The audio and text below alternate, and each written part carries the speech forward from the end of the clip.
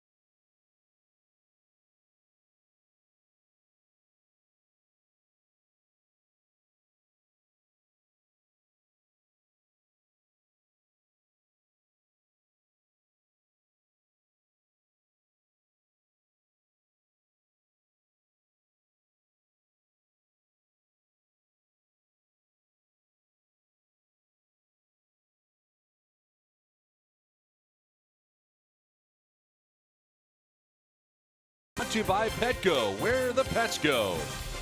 By Car Shield. Don't strike out from a big auto repair bill. When you have Car Shield, they'll get you the repair bill paid for you. Go to carshield.com. By Jack in the Box. Come try the new sweet or spicy barbecue bacon cheeseburger and chicken sandwich. And by your San Diego County Lexus dealer, who invites you to test drive a Lexus today. Let's send it down to Bob Scanlon. Well, thanks, Don. Corey Spangenberg has been swinging the hot bat. We know that. But last night he made an outstanding defensive play as well in the 8th inning with Clayton Richard going for that complete game shutout. He came out with that diving play. It was outstanding. Here's what some of the guys that get a chance to see him every single day had to say about his defense. Great play. He's really good over there. Got a great arm. I was messing with him early in spring training, telling me he didn't have a good arm, but he does have a good arm. It's a great barehanded play. Corey's done some nice things defensively, and I think if you ask him, there's some plays like he expects himself to make that he hasn't made. And he came out, I said it last night, he came out and worked hard all day yesterday because he cares about his defense. And he's going to consistently make the plays because he cares so much and because he's like working to refine some of the things that give him trouble from time to time. You got to love Will Myers giving him a hard time about his throwing arm. There's no question about it. Corey has shown off the gun. He's done a great job with that. And Andy said that play where he comes running in is actually one of the plays that he does extremely smoothly. That being said, he was out here again today working on it to make sure that he can do it once again. Sweep of Cincy. Padres will try to take care of the Natty today. Jolies Chassin. Padres. Reds. Coming up next, right here on Fox Sports San Diego.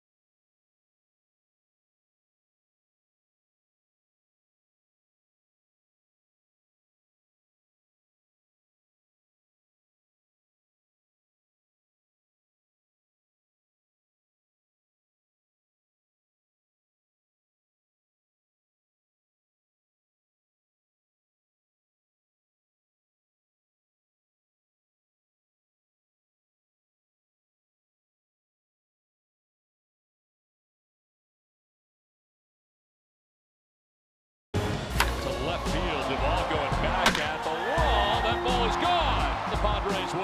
On the outside corner for strike 3. Franchi Cordero is homered again. Yet Harris is in. Go to first for the out. San Diego's won this series. Well, the Padres taking the first 2 games of this series, trying to make it 3 in a row here today. And it's time now for the weather report, brought to you by your always sunny San Diego Honda dealers. 71 beautiful degrees, northwest breeze at 8 miles per hour, clear and sunny. The forecast for the remainder of the day, not a cloud in the sky. Per usual here in San Diego, Don Orsillo, Mark Grant, and Bob Scanlon with you for the finale of this 3-game series. And the Padres have taken the first 2. Today we are participating in the Home Run Challenge. Every home run and strikeout in this game raises money for prostate cancer research. Since June 1st, over $2.6 million have been raised in the challenge. You can make a pledge by going to homerunchallenge.org. Well, Jhoulys Chacin and the Padres taking the field today in their throwback jerseys on this way back Wednesday, as the Padres and Reds finish it up here today. And Chacin trying to make it 3 very good starts in a row for the Padres. Cincinnati Reds will be headed home after the ball game today, only for 3, and then they're back out to Tampa Bay, so they'll have tomorrow off after finishing off this series. Let's check out the visiting Cincinnati Reds starting lineup. Jose Peraza is at the top of the order, as Hamilton getting the game off, at least to start the game. Scooter Gennett at second base. Joey Votto at first base with Adam Duvall in left. Eugenio Suarez is at third base with Scott Schebler in right field. Arizmendi Alcantara will be in center field batting 7th, with Tucker Barnhart doing the catching batting 8th. And Amir Garrett, pitcher, batting out of the 9th spot for the Reds. Jhoulys Chacin on the hill, making his 14th start of the year. Time now for the Padres scouting report, brought to you by the San Diego International Boat Show. Well, the way the scheduling works out for the right-hander, it works out very well. The outing against Kansas City, where he pitched great, and the scouting report moving to both sides. And he loves pitching here at Petco Park. Loves the home digs. A 1.58 ERA. He is 3-1 in 40 innings pitched. So it worked up perfectly. And what a great way to have a guy on the mound who pitches well here at home to try to sweep these Cincinnati Reds. Well, defensively in behind him, it is Jose Pirela in left field, Franchi Cordero in center, Hunter Renfroe in right with Corey Spangenberg at third, Eric Ibar at short, Jan Hervis Solarte at second, Will Myers at first, and Luis Torrens doing the catching. Just one error at third base in the last 283 and a third innings for Corey Spangenberg. And that Padres defense is brought to you by your San Diego County Ford dealers. Don, you know, it's ironic. Remember, the Cubs got swept in L.A. They came here to San Diego, got swept by the Padres. Same thing with these Reds. Started this road trip in L.A., swept, on the verge possibly again here today. Well, the first pitch ball here to Jose Peraza. Leads it off for the Reds. He's played at second base and at shortstop in this series, and gets started short today. Gozart still nursing a hamstring situation that has kept him out of the lineup. Here's a drive to deep left field. That ball is hit high, deep, and far, and it is gone. Jose Peraza, with his 3rd home run of the year, gets the Reds off to a fast start, on top 1-0.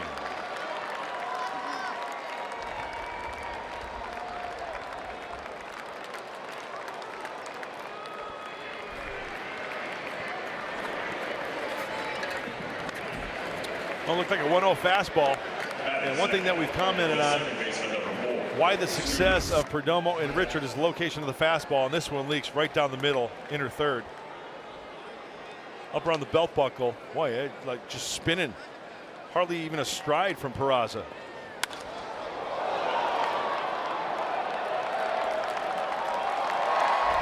So 1-0 Reds lead near Scooter Gennett. It was all about home runs. Hit 4 of them in a game last week for the Reds at home.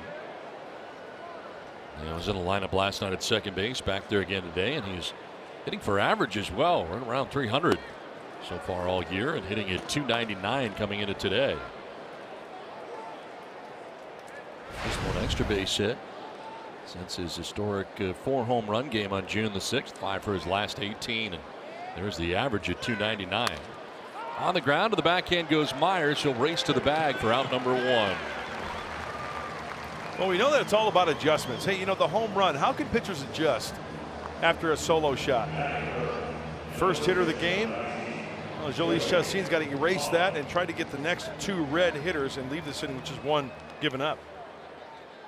So 1 down, and it brings up Joey Votto. Votto up over 300 at 304, 18 homers and 50 runs batted in.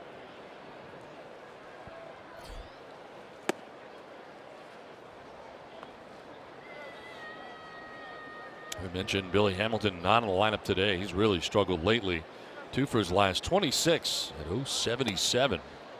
So Brian Price has him on the bench to begin the ball game today, and 7 strikeouts in his last 6 games. And Padres did a very good job of keeping him off the base paths in the first 2 games. That's a key. As a whole, you're absolutely right. This pitching staff has been making great pitches against these Reds. And if you joined us early for our pregame show, Jeff Brantley was talking about, yeah, this team can hit. They can hit home runs. They've got some power. Extra base power as well, but this Padre pitching staff hitting their spots. You got a guy at the plate right now who has 18 home runs, and he drives one deep to left field, sending Pirela back onto the dirt of the track to make the catch out there for out number 2.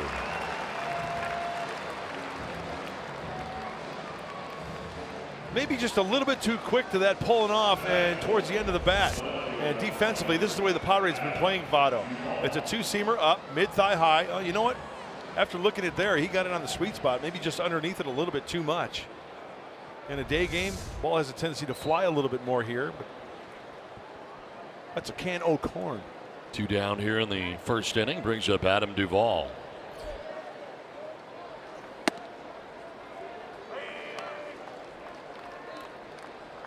Jhoulys Chacín 3-1 with 1.58 earned run average in 6 starts at Petco Park. We've documented it quite a bit. The record on the road much different, 2-4 with an ERA just up over 10 in 7 road starts, but loves pitching here at Petco Park where the numbers bear that out. He's coming off a win against the Kansas City Royals on Friday.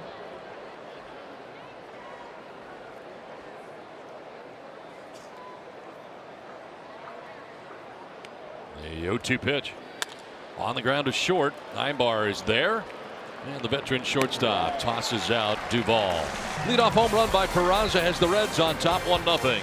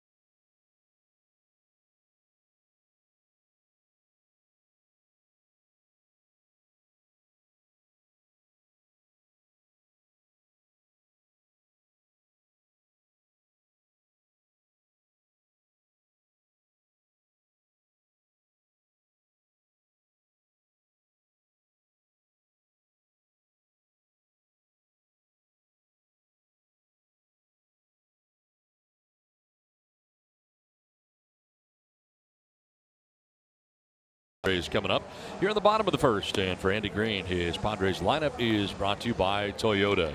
Jose Pirela is in left field with Franchi Cordero in center. Will Myers at first base with Jan Hervis Solarte at second. Hunter Renfroe in right with Corey Spangenberg back at third base. Eric Einbar at shortstop with Luis Torrens doing the catching, and Jhoulys Chacín, the pitcher, hitting very well with .333 on the year as he bats ninth on the mound today for the Reds. Amir Garrett, 25-year-old making his 11th start. This kid is quite an athlete. He's got the fastball, slider, changeup. Played hoops at St. John's. And spotty command. So hopefully the Padres can take advantage of some wild pitches, take a walk, and knock him in with an extra base hit. Jose Pirela leading it off here in the bottom of the first inning. Doing a very good job of leading off for the Padres, and now they're on a regular basis. .484, 2 homers, 7 runs batted in. And he goes after this 91-mile-an-hour fastball and fouls it off to the right.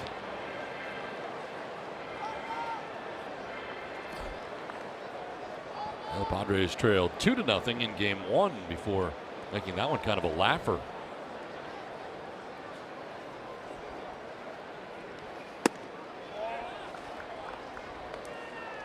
And Garrett coming in with a record of 3-5, high earned run average of 7.41. His 11th start of the year. This kid is 6'5". He's 228. I mean, look at the long legs on this kid. I mean, that's kneecaps and elbows coming at you. And you can tell why the Reds really like him. He's not totally like overpowering 96, 98, but kind of a short armor with some deception as well. Well, Pirela goes chasing after that pitch. Breaking ball strikes him out for the first out here in the bottom of the first inning. Good spin on the curveball, out and away. Boy, Pirela way out in front of that one. Swinging at a pitch out of the zone. One down and brings up Frenchy Cordero, the center fielder. 327, 3 homers, 8 runs batted in. Showing bunt, pulling it back and taking strike one.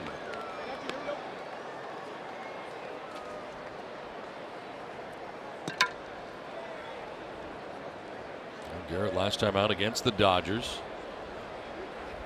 There's a grounder left side into left field, a base hit. Frenchy Cordero keeps it going. A single here with one away in the first inning.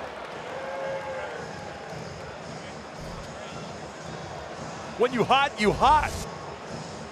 When you not, you not. That's what Jerry Reed said back in the day. But Frenchy Cordero, we know he likes to go the opposite way. He's hitting the ball in the air the opposite way for the home run. How about hitting it hard on the ground?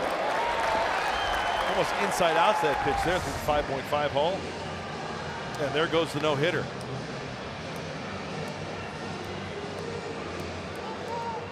Garrett was hit by a line drive in his last outing after an inning plus. Left after allowing 2 runs on 2 hits in an inning plus.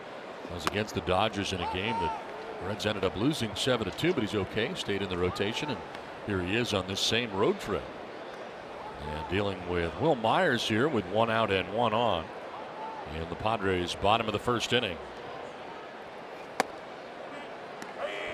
In fact, his last 2 starts in June, he's only thrown 3 2/3 innings, so he's pretty well rested. Called up from AAA Louisville in mid-May.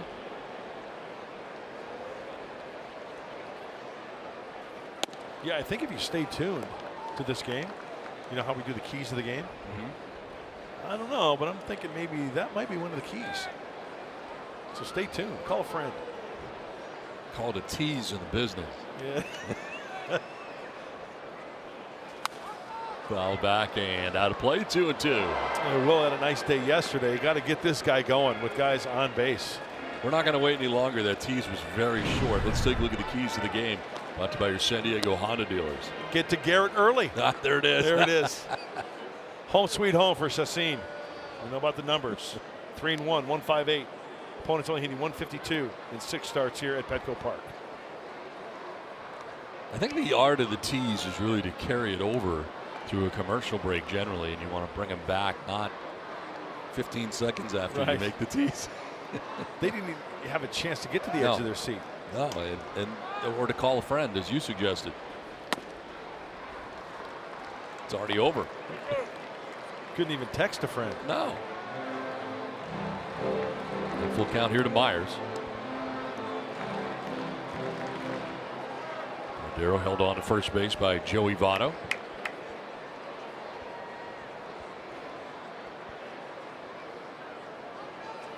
Myers reaches out and fouls it off to the right out of play. There's 94 from Amir Garrett.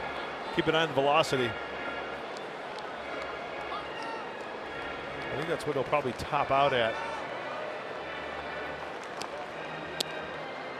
That's a right hip inflammation. He was on the DL. He's 25 years old.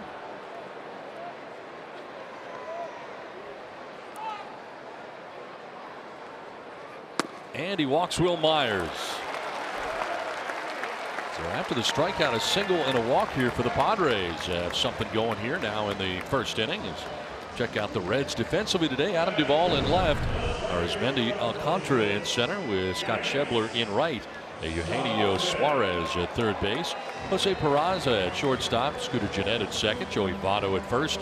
And Tucker Barnhart does the catching for Amir Garrett.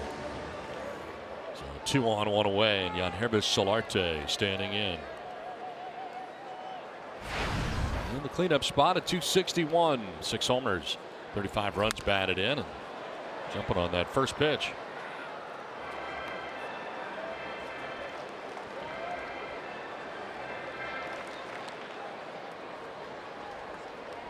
Solarte hitting at .385 in the last 7 games with 8 RBIs. He used 10 for his last 26. Look out. Get the arms out of the way on a pitch up and in. Mentioned the command can be a little spotty for Garrett. Got to take advantage of that walk and base hit and at least get that run back here in the bottom half of the first.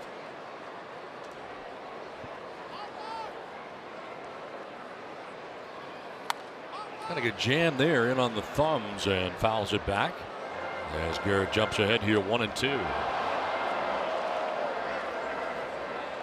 I think it's only appropriate for Garrett playing for the Red Storm, now pitching for the Reds.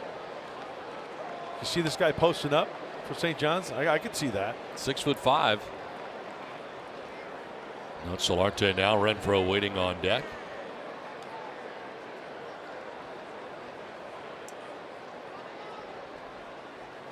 Solarte reaches out, little pop up into shallow left, and coming from left is Duvall to make the catch, and back to their respective bases go Cordero and Myers.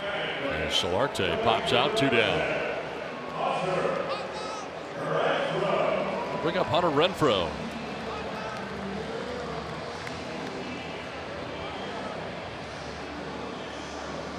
.224 for Renfroe on the year.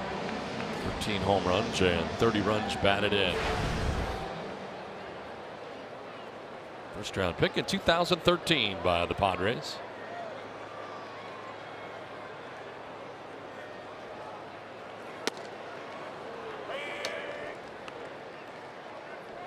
Oh for 8 in the series with 3 strikeouts against the Reds.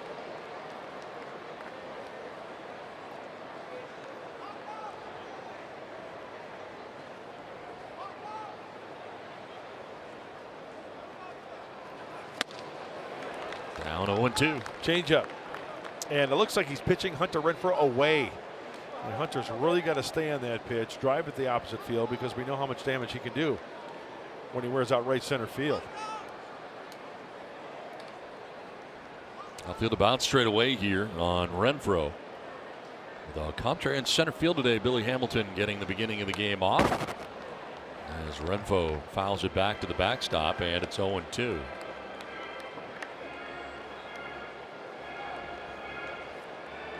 Garrett, most home runs allowed in the first 9 career starts, 15 of them. Wow, that's all time. Jay Witasic, former Padre.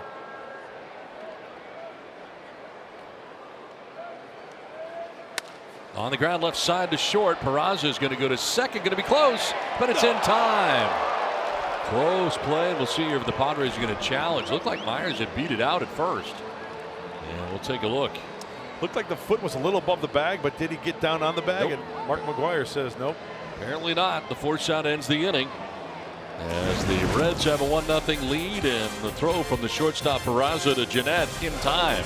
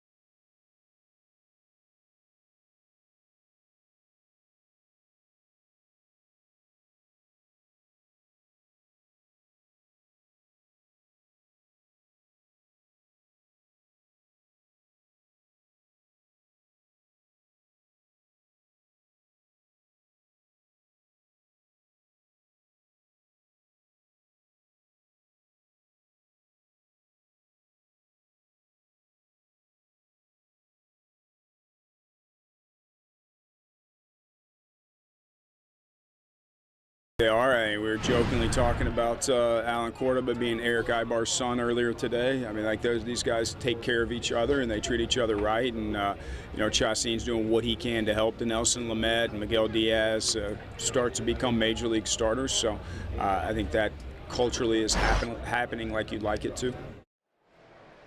Andy Green talking about Jhoulys Chacin and the culture in the clubhouse right now. A lot of young Latin players, and how lucky he is to have a veteran like Jhoulys Chacin. With 9 years of experience in the big leagues, he can teach these guys little things, how to prepare, how to do your pregame warm-up, how to tip a clubby. Some of the little things that we sometimes forget, which can be overwhelming tasks for these young players.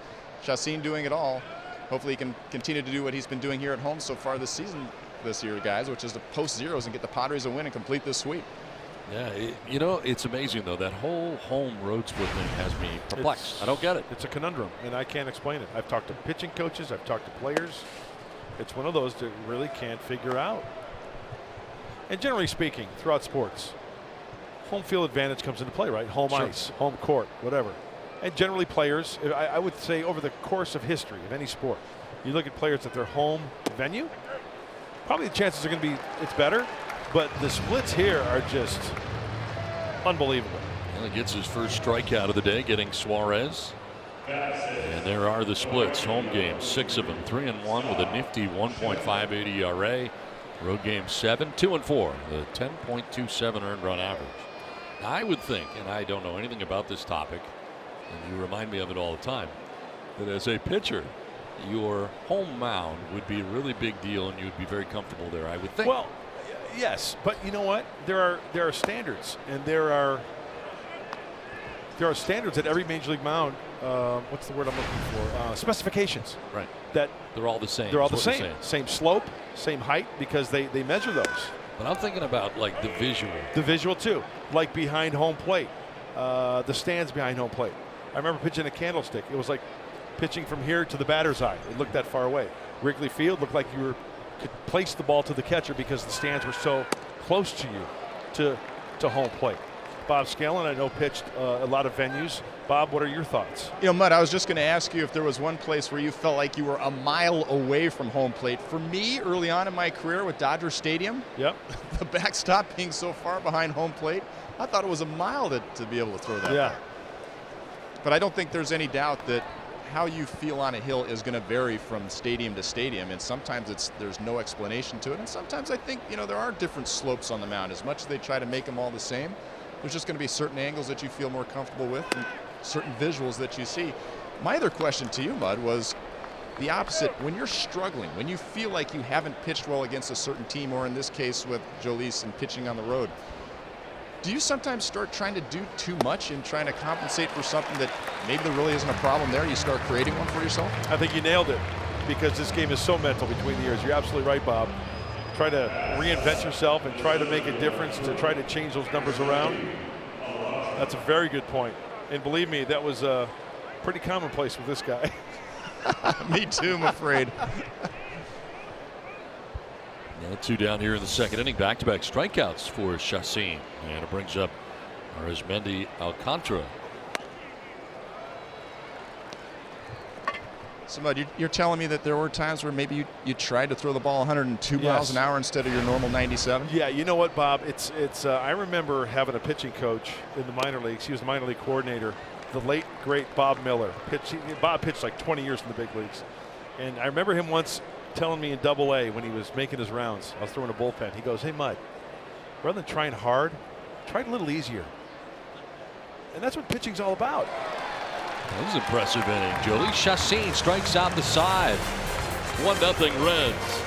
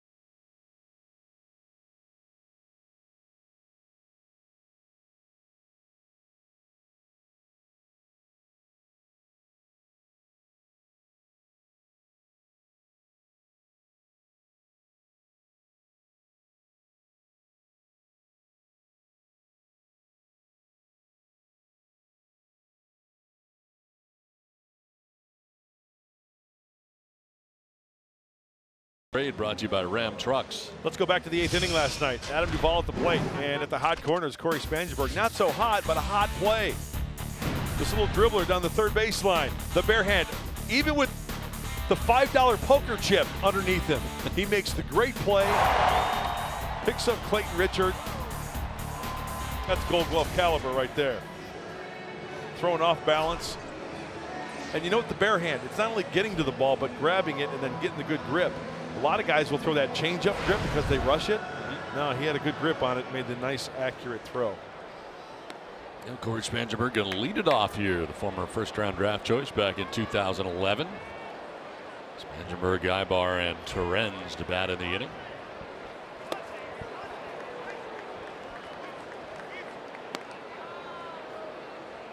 In on the grass at third is Suarez in case Spangenberg has any thoughts of dropping down a bunt. They'll grab the outside corner and score down 0-2. Amir Garrett pitching in and out of trouble in the first inning. And the Padres ended up stranding a pair in the inning.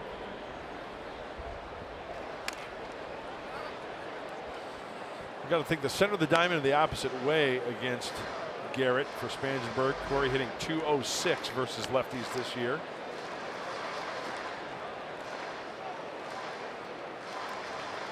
Reds are trying to avoid losing 9 straight road games for the first time since 2015.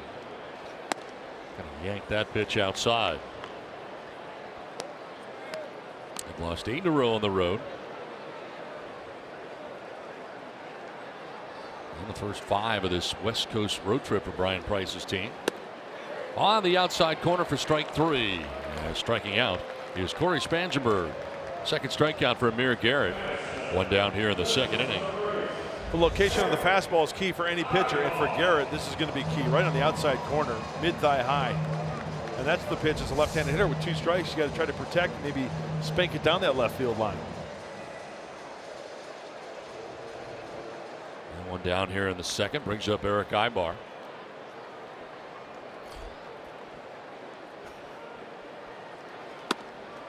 A little bit high to the veteran shortstop. Comes in hitting at .208 with 4 homers and 9 runs batted in.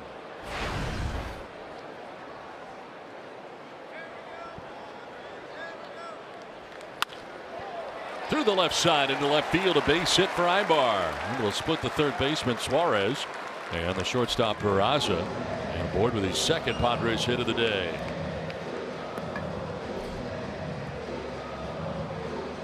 Bring up Luis Terens. It's like a high changeup. And the switch hitting shortstop gets enough on top of it. That ball right there, sometimes a lot of players will be underneath it. The barrel works from bottom to top. You get the fly ball. He gets on top of it enough to single the left. So 1 out and 1 on, and Luis Terens getting the start here, the day game after the night game. As we saw Hedges last night, Terens today, and he'll send one towards the gap in left center field. That's going to get down to the track of the wall. Ibar motoring around from first base and going to wave him in. The throw plateward is going to be close, and he is out at the plate. He was blocking the plate. And we'll see if his path was impeded there by Barnhart. Sure looked like it was. He was standing there without the ball, which you cannot do. And we'll see if Andy Green is going to challenge that. Good call, Donnie. Mark McGuire on the phone right now, checking out the video. Look at he's blocked. Yep. They got to change that. He was way in front. He didn't even the back part of the foul of home plate wasn't exposed. If they don't change this, well, the home plate umpire's got to have an answer. Ted Barrett is headed over to the dugout, and they are going to challenge it. Here's what they're going to challenge: whether or not he was blocking the plate without the ball, and it looked like he did not give him the proper lane. The catcher has got to post up in front of home plate, allowing a lane from the third base line to home plate, and then get the ball and then go for the tag to the runner before he gets to the plate. This game should be tied 1-1. He was anchored in front of home plate before he had the ball. No ball, foot out.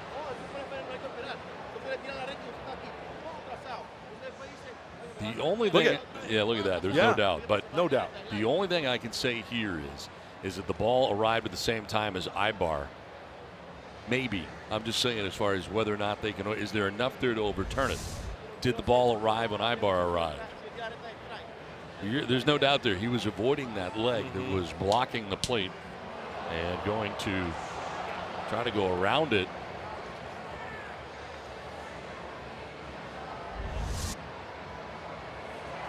Never touches the plate, which is also an issue, but then again, he couldn't.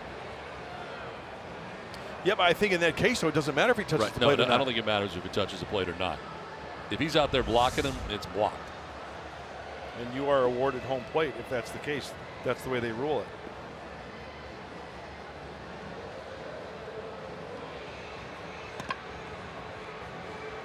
So we'll see how this works out. You know, on that relay, I was watching the whole play develop. When that ball was thrown, just even out of the hand of the relay to the plate, I mean, he was in front. The ball was halfway there. He's in front of home plate. Which under the new rule, he cannot be.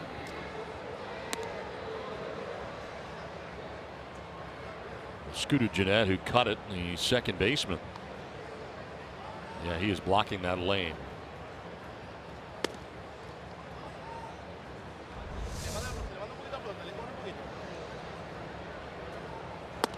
I mean, according to the rules that we were told, Don, right, about blocking the plate, creating a lane, seemed like it was all in place right there.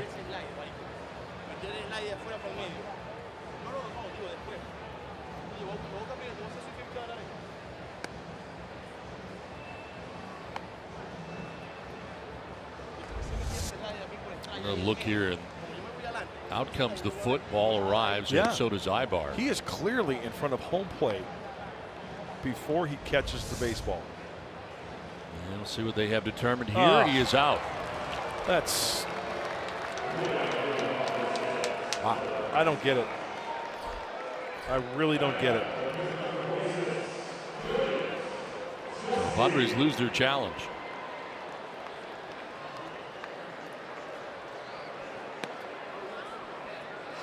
Torrens ends up at second base. You took 2 minutes and 36 seconds. And Jolie Chassin, good hitting pitcher, stands in.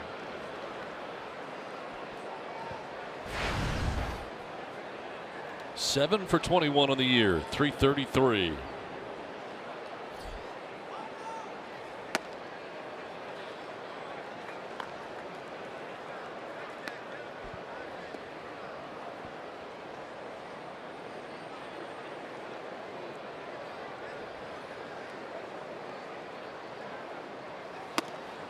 Pretty good hack right there, the 91-mile-an-hour fastball, but Chassin finds himself down 1-2.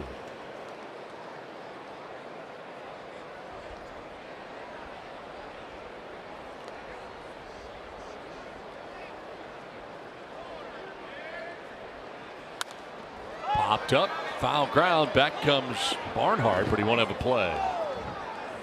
It's about 2 rows deep in behind home plate. You know, I think that scenario there, this is where the umpires need to be mic'd and explain to everybody why they made the ruling. Correct? I agree. I think they should be anyway. I think they should be telling everybody what is being challenged also, because sometimes that is incorrect and we're left to kind of guess, which shouldn't be. Swing and a miss. Chassin pokes at that. Torrens, as striking out is Chassin to end the inning. Torrens was on the move, but that's strikeout number 3 for Garrett. 1-0 Reds.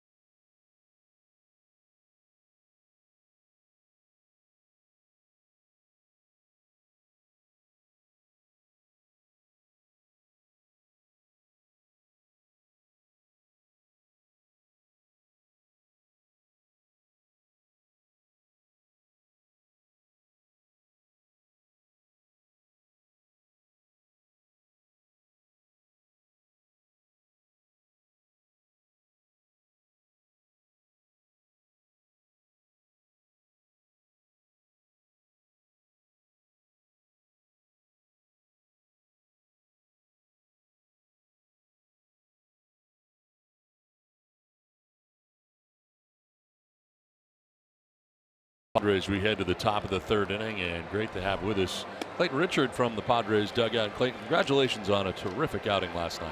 Thank you. Yeah, thank you. How did it feel last night? What was working for you?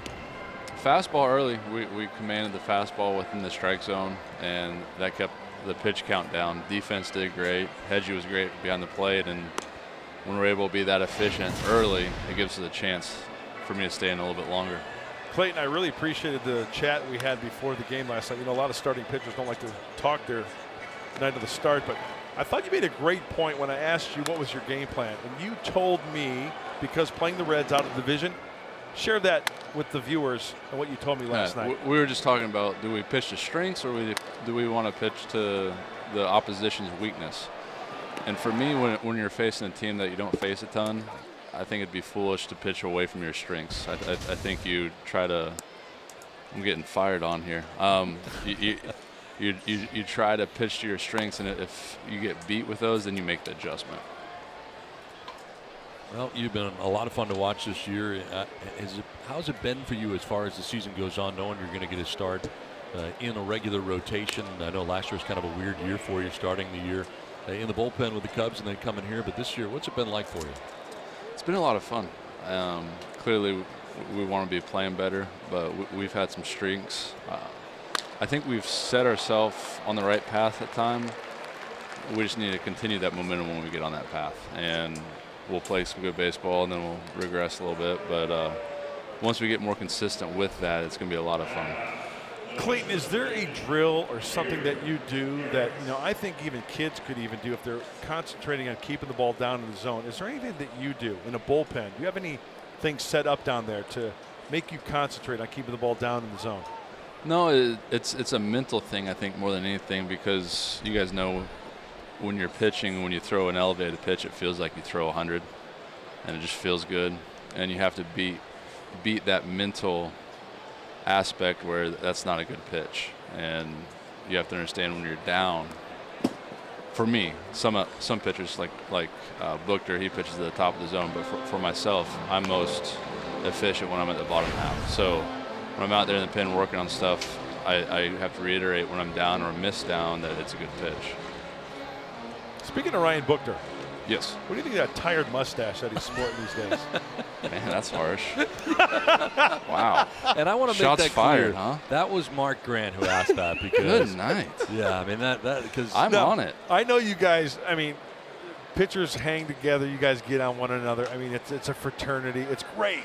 Yeah. And it seems like that's been the joke. Well, first of all, Don brought it up. I just suggested, and I don't want to do this again because we've already had it out.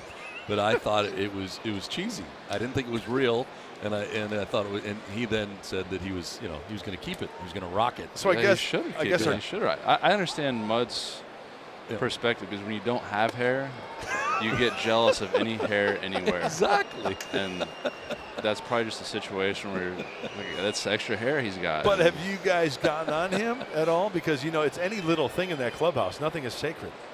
No, but I appreciate it. I appreciate him trying to do something. Yeah, I do too. I just want Ryan to know that. What is a workout for Clayton Richard like on the day you pitch? Because I mean, we know that you work extremely hard like a lot of the guys, but you kind of take it to extreme. You could be the Iron Man. What's a workout day like for Clayton Richard? A workout day or the day I pitch? How about the day after you pitch? The day like after. Today is actually probably the lightest day. More of a recovery day. I get in there, try to sweat, and loosen everything back up, and that's the extent of it. You gotta relax a little bit today. So what's your hardest day in between starts? Tomorrow and the following day will be more difficult. The day with the side is definitely the most strenuous with a baseball in my hand. Get some Pilates in before that, and then. Did you say Pilates? I did say Pilates. Coming from third is Spangenberg. He'll fire to first for the out, and the sacrifice as Barnhart moving up to second base. So are you like pulling cars up hills and stuff like that? I stopped doing that. Did you used to do that? Yeah, after a few knee surgeries, I want to keep on playing this game. I should leave the Jeep in the garage and put away the chains. Are you the type of guy who does like pull-ups and like has the weighted vest on with weights between your legs? Maybe. Oh, You got to remember, this guy I plays just- football. I know. So That's why I'm asking. Yeah, I'm that's probably where impressed. this regiment came from, I'm guessing. Yes, I just loved being in the weight room when I was younger, and it's funny because growing up, I watched Big Mac down in the dugout. Major League McGuire? Yes. Watched him hit homers those years, and my dad would call me in after the games and watch him do his interviews, and he'd sit. He'd put his big old forearms up on the table as he's doing an interview, and my dad was like, "Hey, you want to be a good baseball player? You get strong forearms like that." And I always remember that, and that's when I kind of started lifting. Spangenberg looks a runner back at third and fires to first for out number 2. Speaking of your dad, we had the chance to hang out with him quite a bit in this last road trip. How much fun was it for you guys to have your dads on that trip? It was terrific. We really appreciate the opportunity Andy gave us in doing that. And for me, and I know for a lot of the guys, our dads are the ones that brought the game to us. And for that to come full circle and for us to be able to give them an opportunity to enjoy a big league road trip, that was really special. I've been around a lot of major leaguers in the last 17 years. I've never had a major leaguer's dad give me a gift. And he gave us gifts on this last road Really? trip. Tremendous. What did you get? We got a pin from the sheriff's department, which was That's very awesome. cool. It was really cool. Very cool. And Swing Dog and I hung out with him at the pool. Oh, He was a big I hope you bronzing had your guy. shirt on. He was bronzing. I did not have my shirt on. Either did Barry. It's a pool, Mud. You take your shirt off when you go to the pool. Exactly. Don't be that kid that jumps in with a shirt on. Use sunscreen if you have to. Hey, but speaking of you can pools, take the shirt off. Speaking of pools, have you seen the movie The Sandlot? It's the best movie ever. Do people call you Squints? I get it. This has gone south in a hurry, but Well, we're getting into Clayton Richard. I know. Who's the lifeguard? Wendy Peppercorn? Peppercorn, Wendy Peppercorn. Peppercorn. Yeah, the lifeguard. Squints got her. Yeah, yeah, he did. He succeeded. He was never allowed back at the pool again. I think he took that. He took that happily.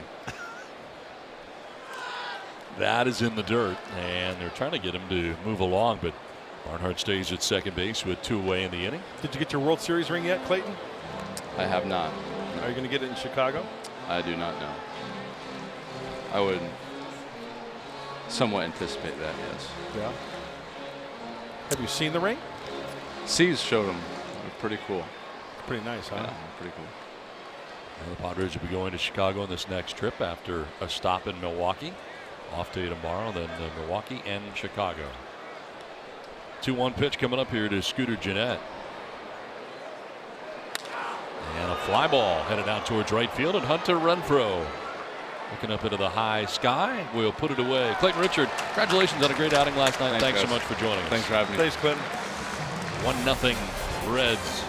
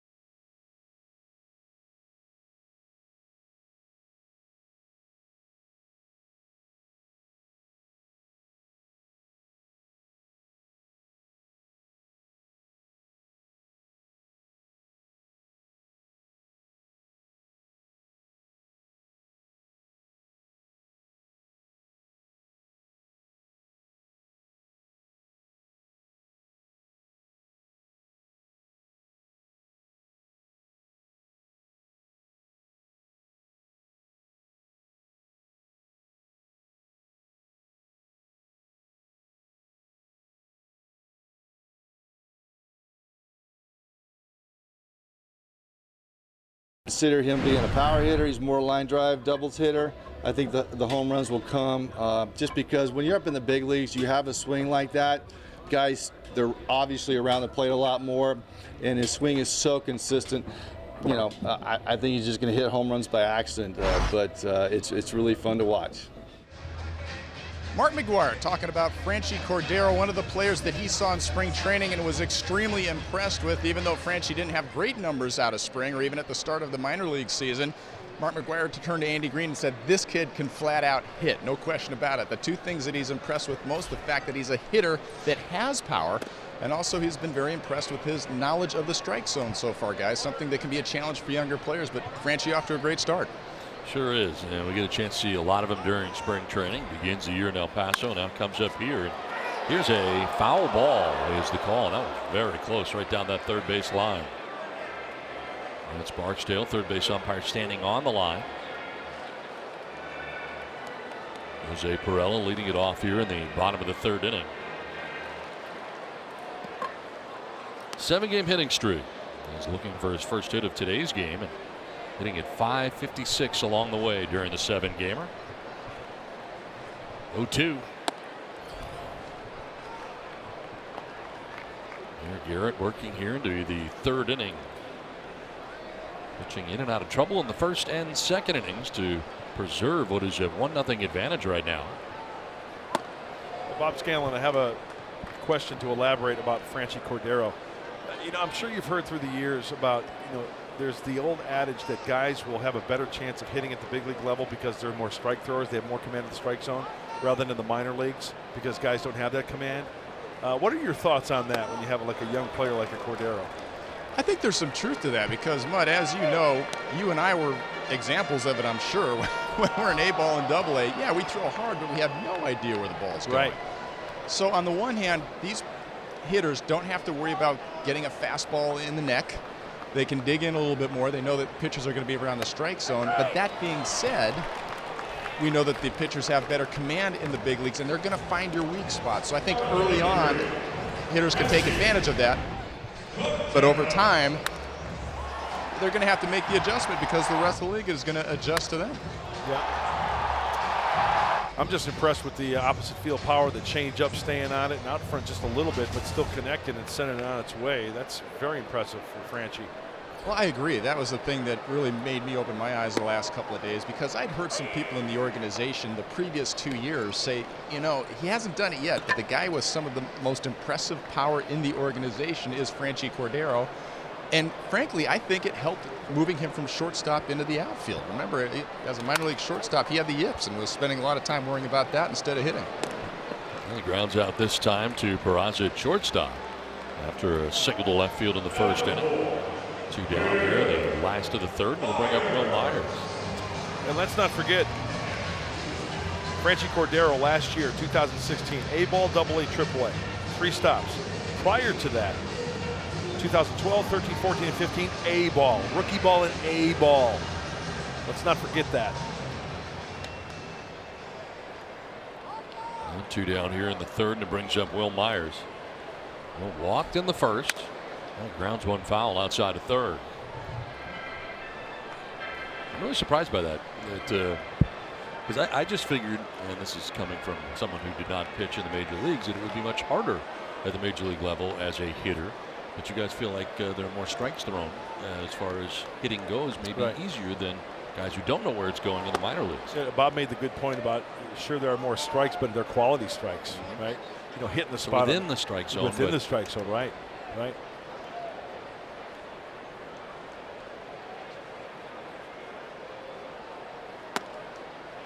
So that's part of the reason I will not face you in batting practice, because I know that's going to happen. You very much want to do that. I have the feeling you have no idea where it's going, and it will hit me in the neck, as Bob suggested. I guarantee you, I found the heart of the plate with the best of them. You'll have no problem. Peraza can't get it. That'll drop in for a base hit for Myers, who's aboard for the second time today.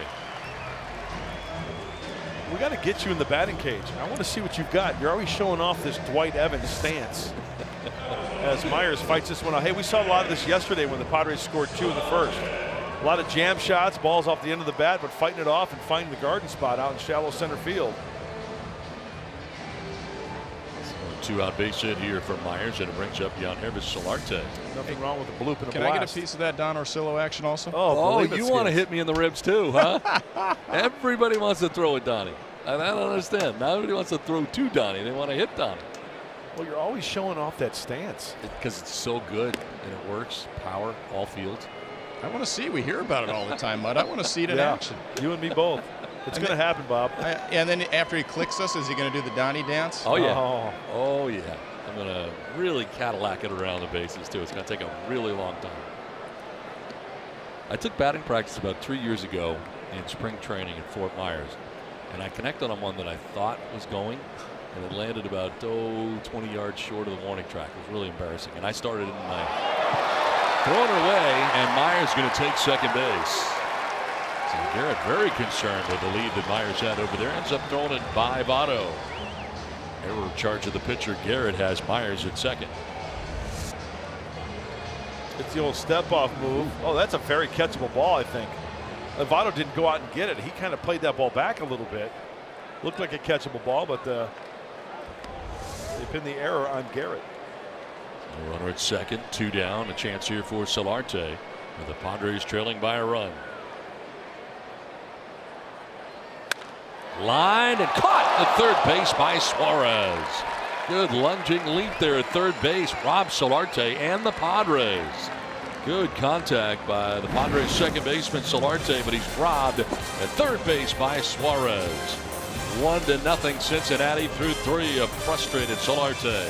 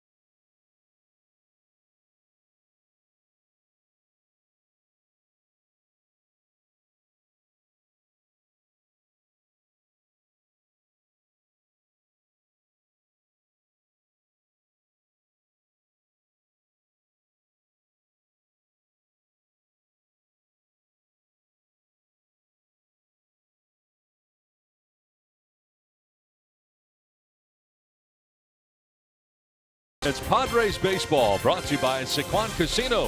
Sign up for the Padres Club Card today. And by the all-new 2017 Subaru Impreza.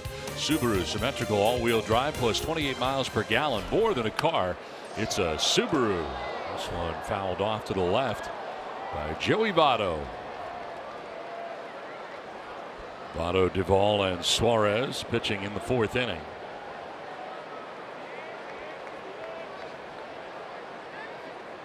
.56 games against the Padres, a .309 average. Fly ball headed out towards deep right center field.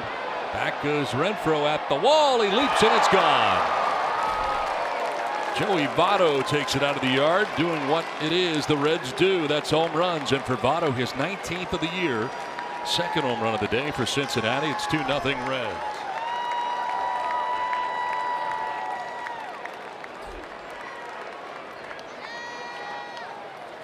Well, we've seen the defense against Joey Votto playing the other way, left center field. Now this pitch, that two-seamer, it's the two-seamer he tries to bring back in on the inside part of the plate, but Joey gets his hands too quickly. Look at that. Even on slow motion, see how quickly his hands got to that baseball?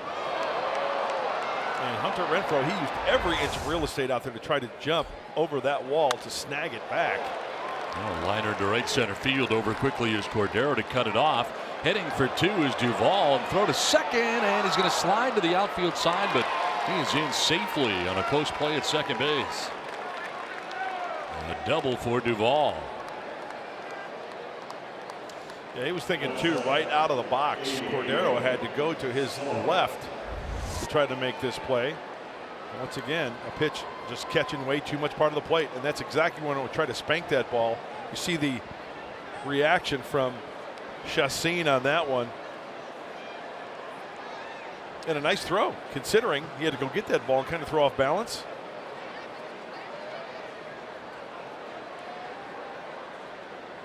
Kept the tag on nicely. So a home run and a double starts this fourth inning for Cincinnati, and here is Eugenio Suarez, who will hit a fly ball to left field. Perella going back and over now, right in front of the track to make the catch, and fires towards third. It's going to be close, and out at third base. Trying to tag up was Duvall. He thought he could tag up on the fly ball to left field just in front of the warning track. Kind of ill-advised to have that first situation here at third base where he was already in scoring position, but he tried to get to third and was up by quite a bit. Yeah, I don't know why that happened. Make a good point, Don, because chances are he's going to score on a base hit. A nice one hopper. Hey, use the ground once in a while if you're an outfielder. You don't have to show off the gun and get it there on the fly. That's a nice one hopper to Corey Spangenberg. So that clears the bases now. Padres into the shift on the right side on Scott Schebler. He struck out swinging in the second inning. There is the shift, and Spangenberg joining the right side of the infield, third baseman. On the ground right into that shift, and it's Solarte in short right who gets him. Still a long throw, and he got it there in time. Home run by Votto has the Reds on top 2-0.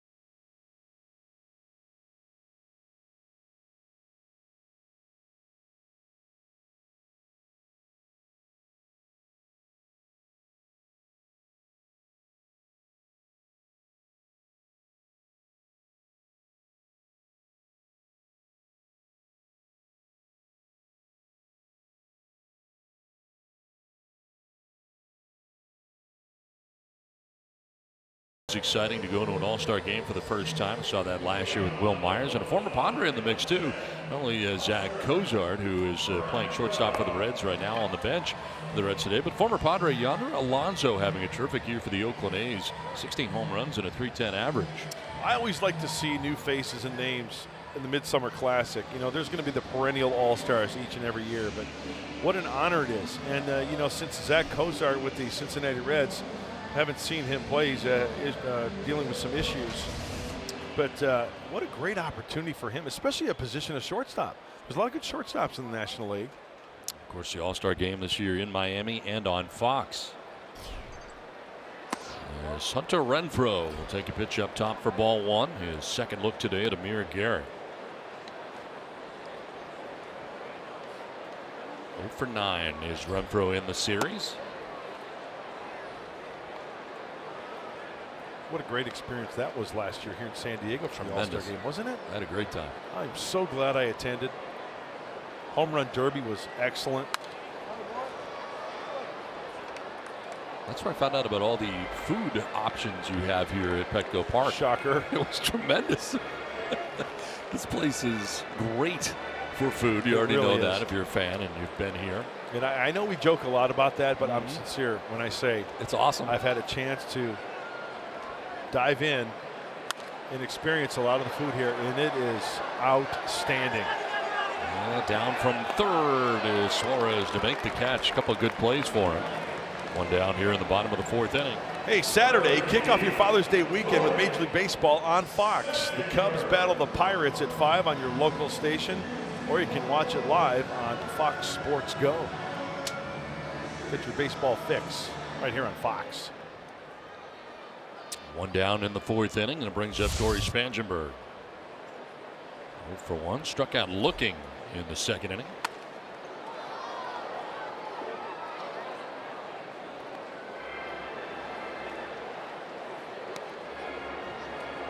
Garrett has first pitch strikes to 11 of 15 hitters so far in this game. Spangenberg down the left field line. That one is headed towards foul ground and into the seats. Okay, here's a little nugget for you, a little baseball conversation. What people do differently when they watch a game. A ball like that you think is going to be fair or foul down either line. What do you watch? I watch the ball. Do you? Yeah. You know what I watch?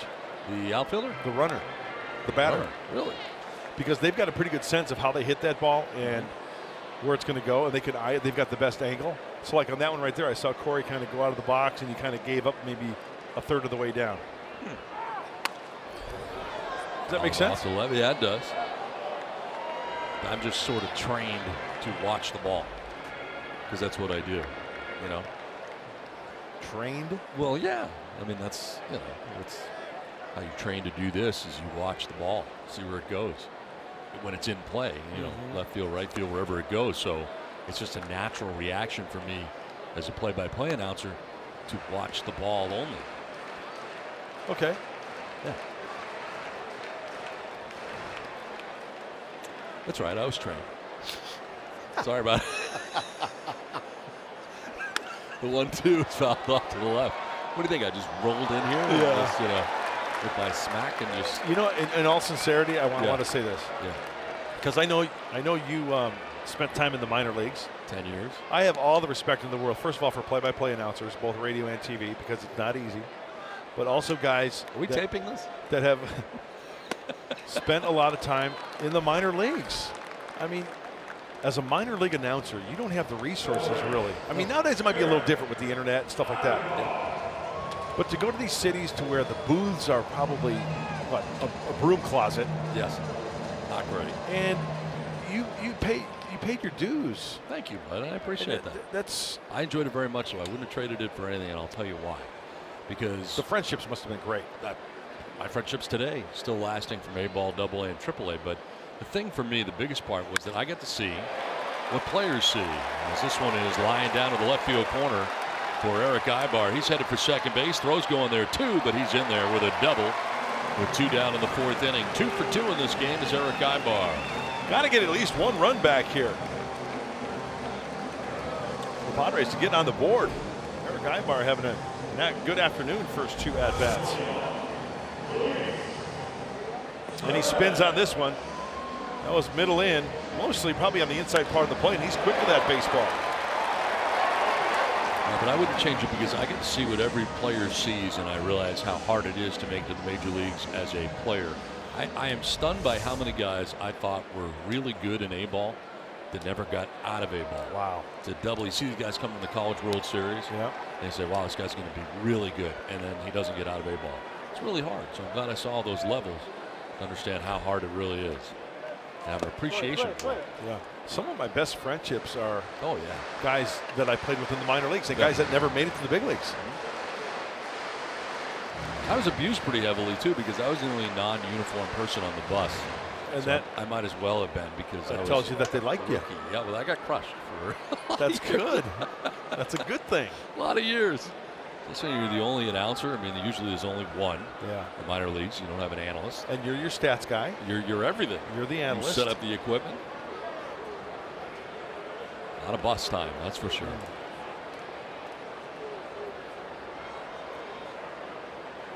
1-0 pitch coming up.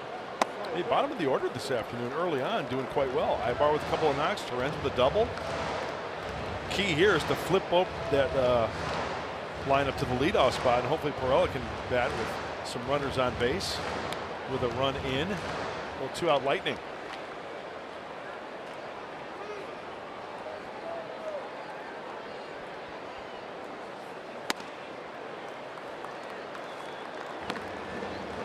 Tell you what, in the minor leagues also, you get to know your teammates quite well. Oh yeah. Those 16-hour bus rides from Jackson, Mississippi to El Paso. Is that the Texas League? Yes. I heard that's the worst as far as travel goes. Oh. And then your bus breaks down, no air conditioning. Had a few of those. Oh.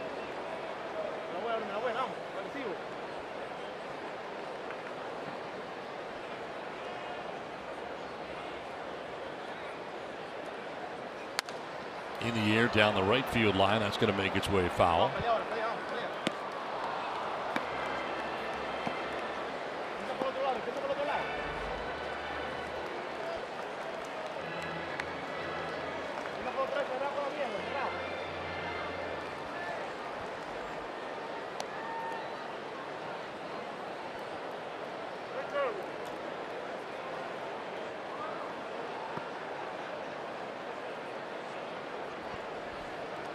Payoff pitch coming up here to Luis Torrens with a runner at second base.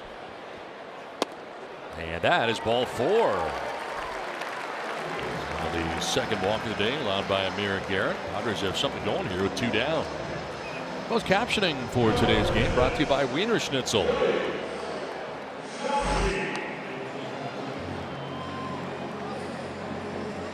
Two on, 2 down, and Jolie Chassin coming up. 7 for 21 on the year coming into the game. 3 for 5 with runners in scoring position this season. Did strike out in the second inning. And he'll take ball 1 here from Amir Garrett.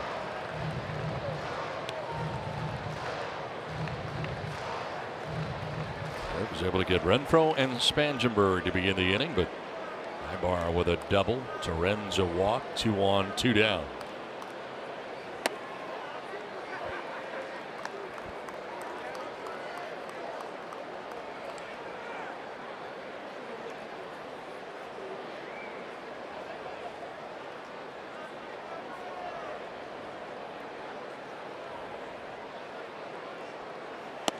Chassin jumping out of the way of a pitch called a strike. That's that inside corner on him, and it's 1-2.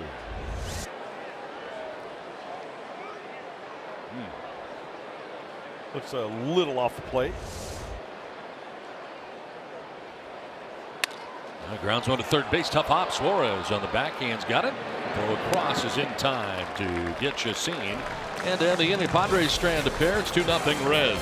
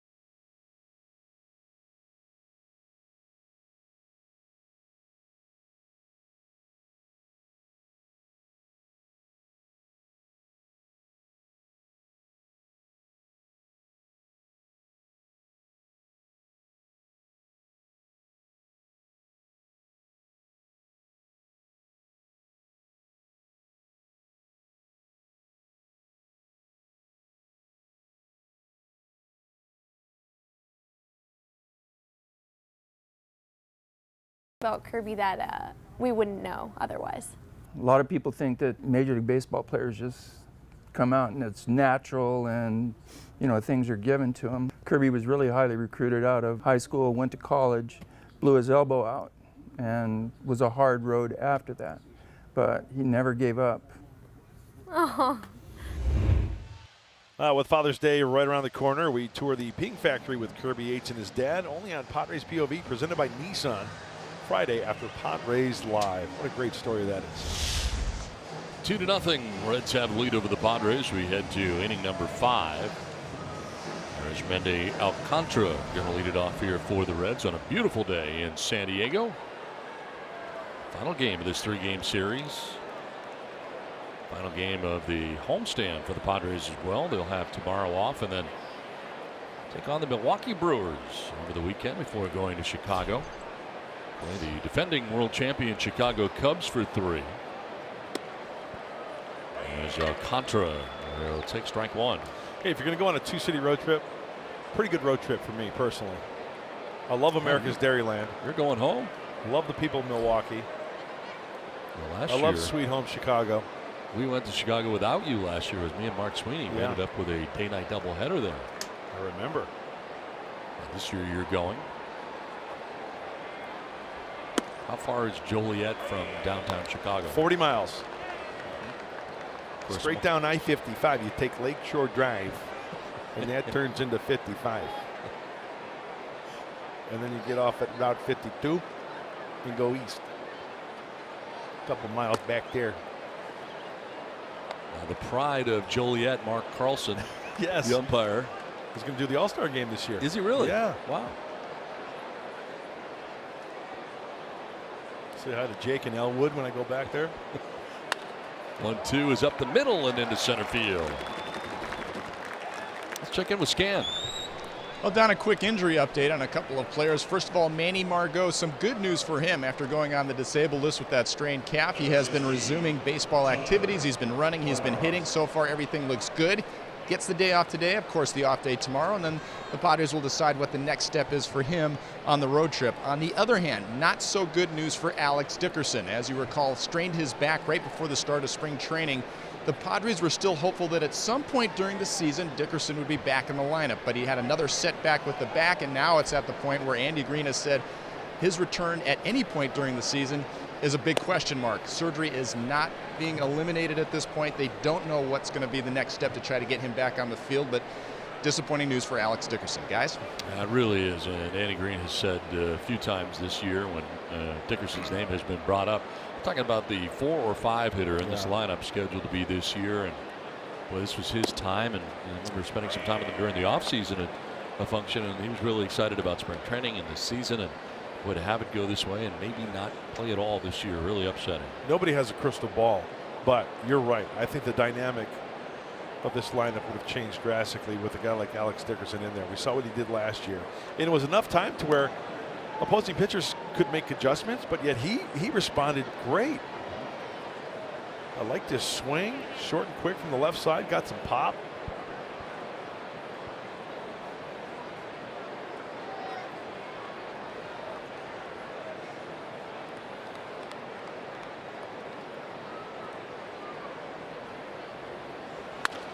In the air to left field. Perella on the move towards the corner, and that ball is going to be a foul ball. Not a lot of foul ground down there, but it finds it down in the left field corner. Perella going as far as he could, and it's down there. And a foul ball, and Barnhart will have to come on back. And Luis Torrens taking charge, going on to have a little meeting with Jolice. Yeah, what do you want to throw here?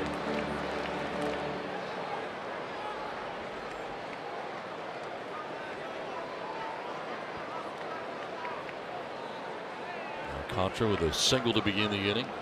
Barnhart bats now, working towards the bottom of the order. Mira Garrett waiting on deck here for the Reds, the pitcher. On the corner for strike 3. Good pitch by Chassin. 4th strikeout for the Padres right-hander. Barnhart didn't like the call at all. I think it was a great pitch, backdoor slider. just on the outside corner at 83. There's the spin, there's the location. That's exactly what Terens wanted, and that's what he got. 1 on, 1 out. Amir Garrett, the pitcher, in on the right side. His second plate appearance. He had a sac bunt first time and trying it again here. Play at second base for Chassin for 1. On to first for 2. Dug out by Myers. Nicely done. A 1 to 6 to 3 double play. So no sacrifice turns into a DP and ends the inning. 2-0 Reds.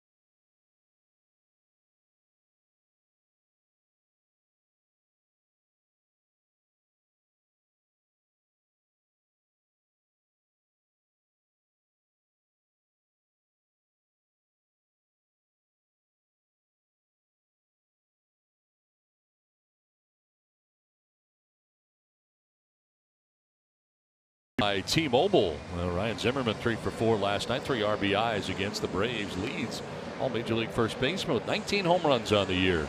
Andrew McCutchen 2 for 4. Last 18 games hitting in 400 as win against the Rockies. And Cody Bellinger 3 for 4 with 2 home runs. Those against the Cleveland Indians in Cleveland. 4 multi-home run games in 45 games played this season for Bellinger. How about 7 players yesterday hitting 2 home runs in Major League Baseball, including Franchi Cordero of the Padres? What is up with the home run totals this year? It's unbelievable. The ball is juiced. I don't know. There's some people that say that they're wound up like a Titleist. A little tighter than normal? Yeah. Jose Perella leading it off here for the Padres in the bottom of the 5th inning. Perella struck out in the first and in the third. But swinging once looking.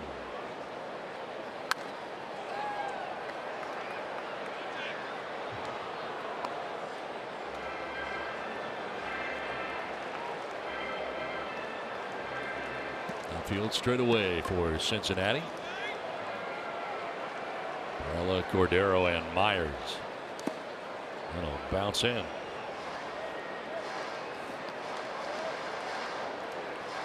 Two runs, 5 hits, and error for the Reds. No runs, 5 hits, and no errors for the Padres, who've won the first 2 games of the series. Yank that down and in.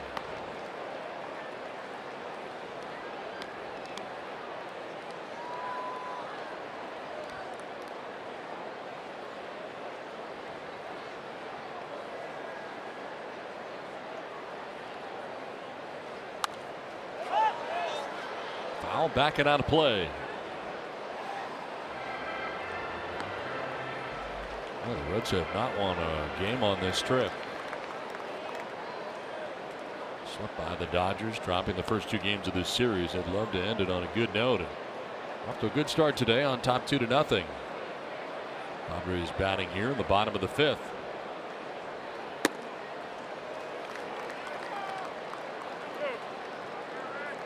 Well, quite a difference between the Reds pitching. We talked about it earlier, but the rotation for the Reds this year, their ERA going in today, 6.03. Their relievers, though, on the other hand, fourth in the National League at 3.64.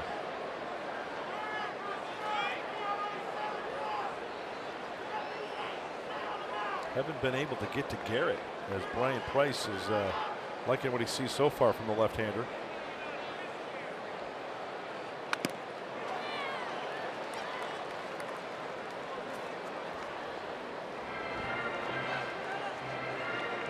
Eighth pitch of the at-bat coming up here for Jose Perella.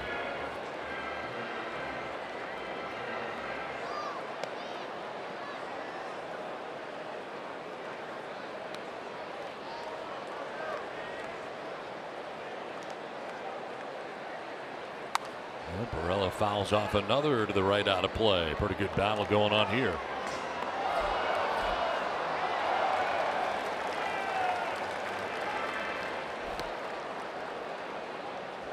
.77 pitches for Amir Garrett, working in the fifth to his first hitter. Well, he's trying to pound him inside, isn't he? Hey, All-Star game's coming up, Donnie. You know what you do? You vote today, you vote tomorrow. Vote Padres for your 2017 All-Stars with the Esurance MLB All-Star Game ballot. Vote at Padres.com/vote and catch all the excitement of the 88th MLB All-Star Game presented by MasterCard July 11th in Miami. And you can only watch it on Fox. Chop left side. Suarez coming from third. Going on the run, and Votto, some fancy footwork there, making the grab. It's a 10-pitch at bat, but Garrett wins the battle as Perella grounds out 5-3.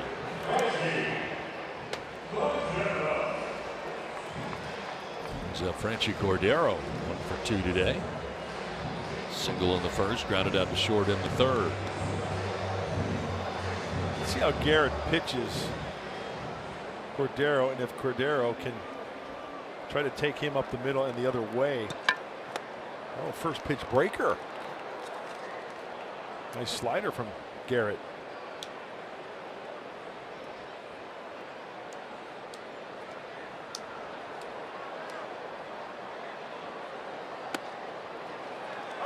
On 0-2. He's yet to see a fastball. Here's where you expand. You're throwing off the plate. Fastball, slider. There's another slider. Why not? Tripling up, and this one is off the plate.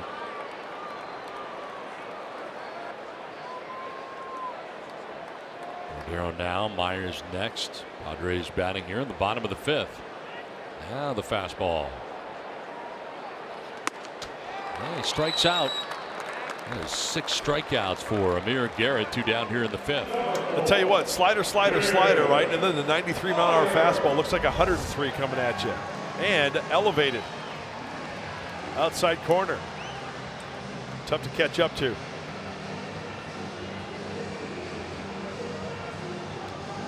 Two down here in the fifth. Will Myers coming up has been aboard twice on the afternoon. A walk in the first inning, single to center in the third.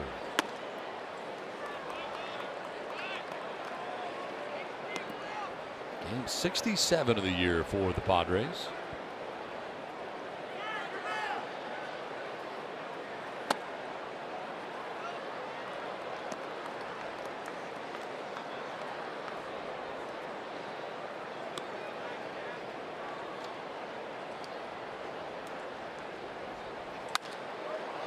Down the right field line, making its way foul. I'll tell you what, Donnie. Will Myers wants that pitch back. Good pitch to hit. Did you see that pitch? I did not see the actual location. You know in the movies when they have that scene where somebody like props himself up in bed and like in a cold sweat? Yeah. You know, it's really like, that's the pitch like hitters dream at night, and they sit up in bed real quick from, oh my gosh, I should have crushed that pitch.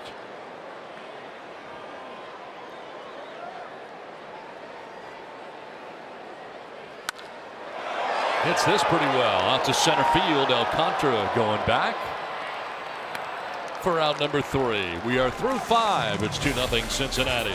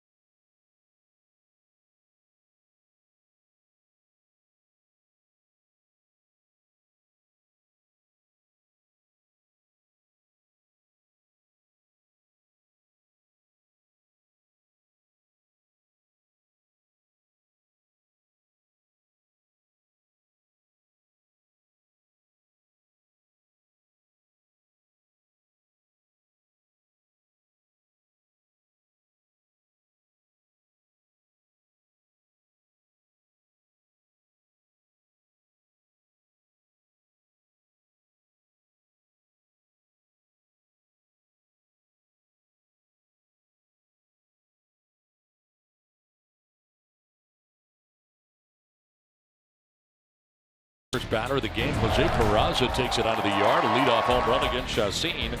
And it was 1-0 Reds. The play at the plate here for the Padres. They thought they had a run.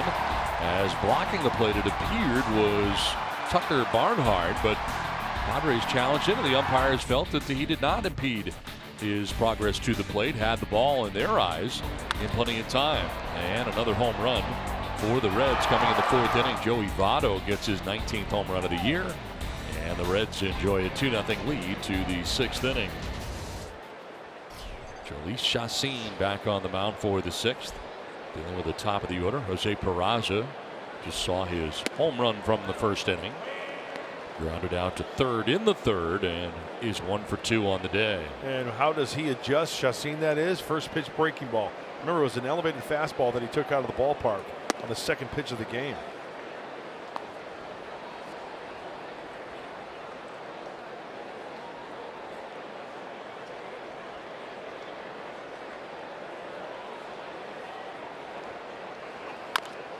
Fouls it off himself.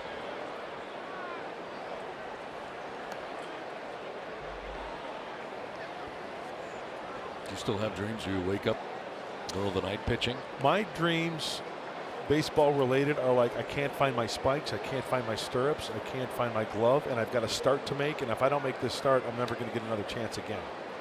I still have those. I still have those dreams. Ground ball by the mound. Solarte coming in. And that's out number 1 of the 6th inning. How about you? Yeah, I never have. I can't find my scorecard.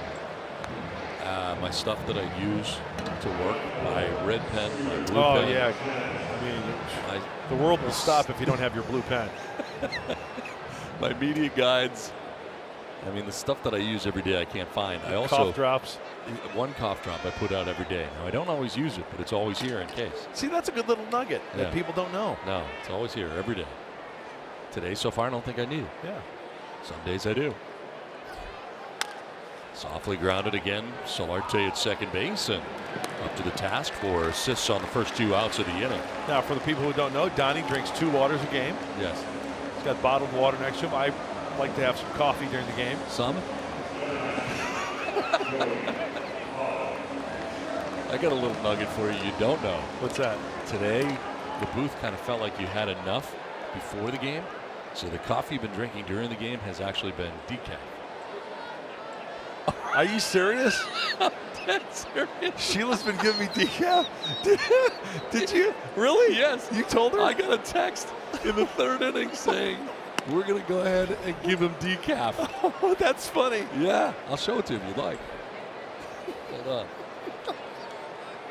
She asked me if it was okay to fix you decaf, and I said, sure.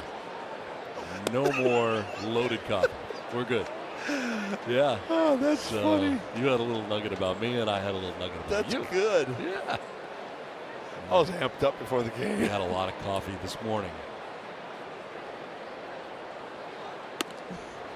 Put you in there for a strike. That's funny.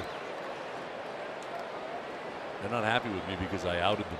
I That's told you it's all something you good. didn't know. That's I think all he's good. had 3. Is it 3? It is. You've had 3 decafs. This is to center field. They had the shift on. That's Renfroe, the right fielder.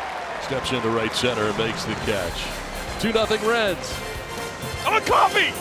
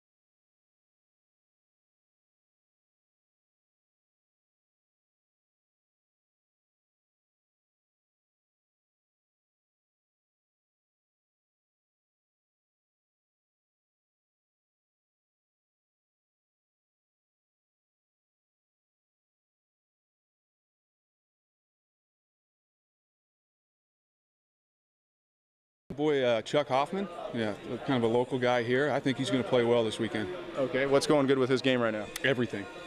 Long game, short game, he's got it all. He's minimizing putts right now. He's doing a great job.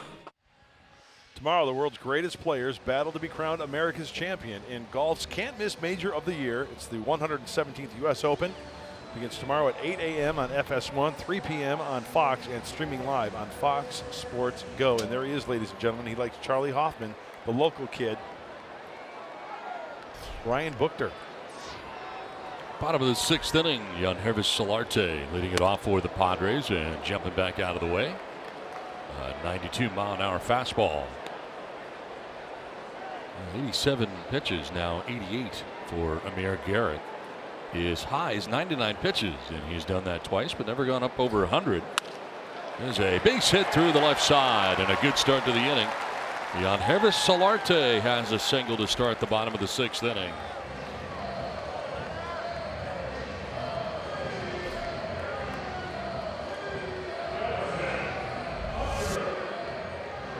Oh, there's the fastball. He got extended. Every hitter going up there looking for the fastball.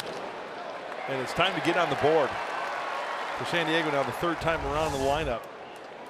Part of the order this inning. Got to do some damage. Renfroe will take ball one.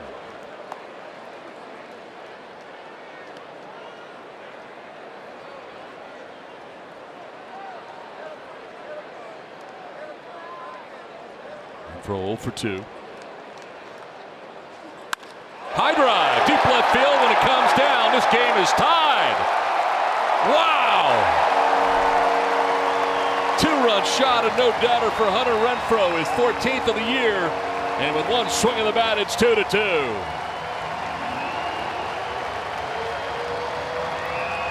There are home runs, and then there is that.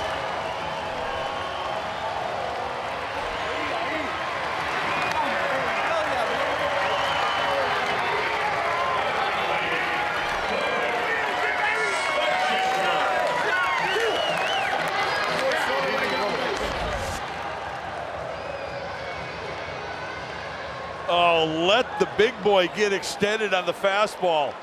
And Donnie, you are right. There are home runs and there are home runs.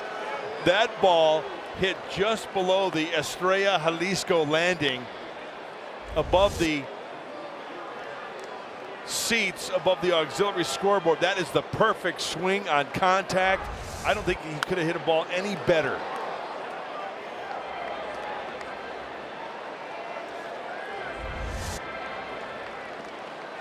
Right about there. Oh.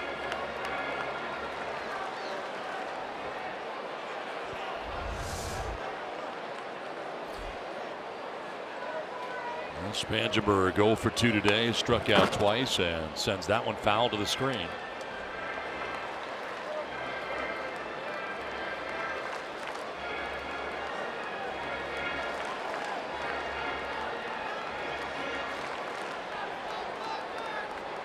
Single start of the inning for Solarte, the home run for Renfroe, and we are tied 2-2. 0-2, and Spangenberg strikes out third time today. That's 7 strikeouts for Garrett, and that time a changeup gets Spangenberg. When we talk about the Reds, they hit home runs, but they also give up home runs. Allowed 102 now on the year. Most recent coming in this inning for Hunter Renfroe. And brings up Eric Ibar, 2 for 2, single and a double.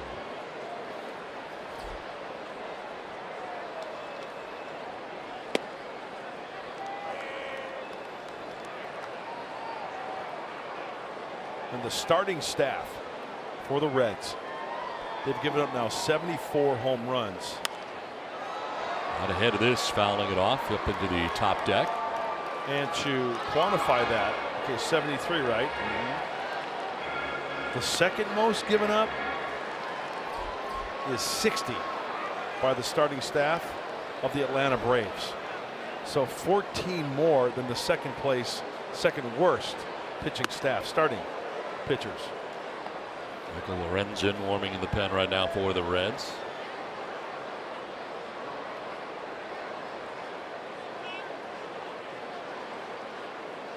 will equal a career high. That's pitch 99 for Garrett. And he will now move ahead.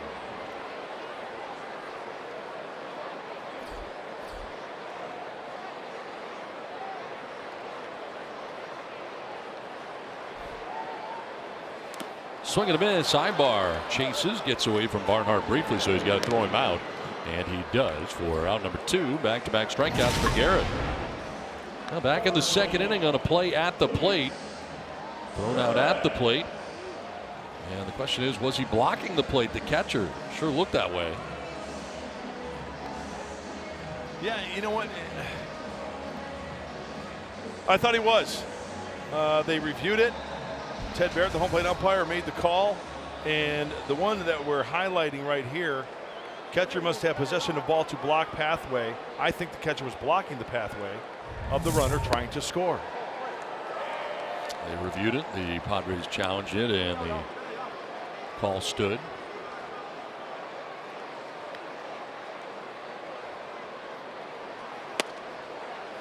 Turns a little tardy on the 92-mile-an-hour fastball. That's where Garrett has been operating for the better part of the afternoon. And got 8 strikeouts through 5 2/3, but has just given up a 2-run home run. Now Terren sits on the ground to Peraza at shortstop. And that will end the inning.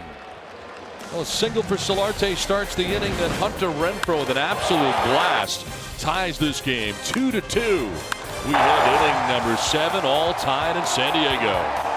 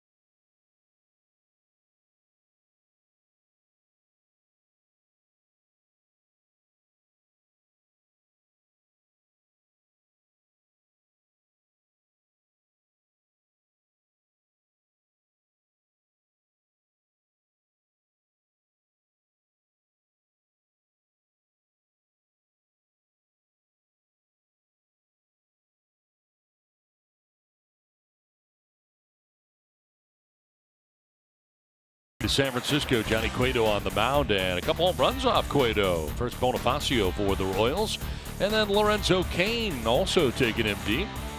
Royals have a 4-1 lead there in the 5th inning at AT&T Park in San Francisco.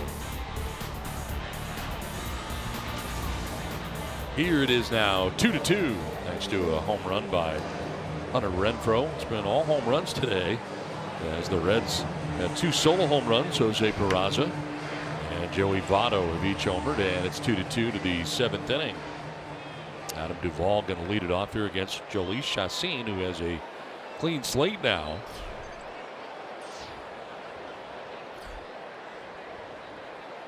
And he's done well after that home run down in the 4th inning.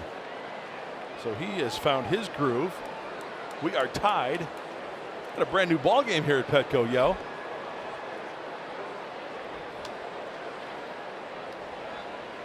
Duvall, Suarez, and Schebler scheduled to bat in the inning. Going in there for a strike to even the count at 1-1. 3 for 10 in the series is Adam Duvall. A guy with good power, 15 homers on the year. Well, what a great opportunity for him when he was dealt to the from the Giants to the Reds in that ballpark. Not a very high pitch count right now for Chacín. He's working here in the 7th inning. 66 pitches, so he's in pretty good shape. Although the Padres do have action, Ryan Buchter is up in the pen.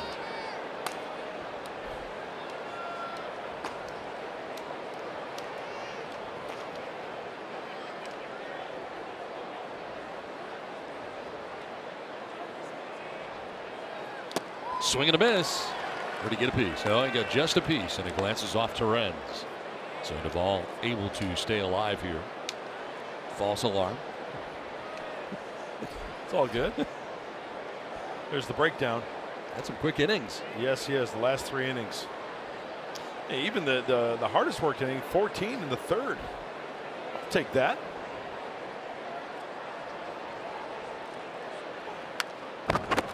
Boy, he has really thrown that slider off the plate well.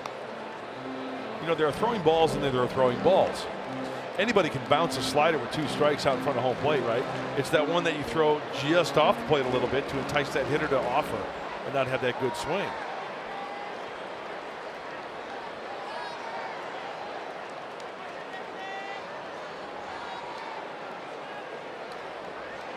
Two-seamer in.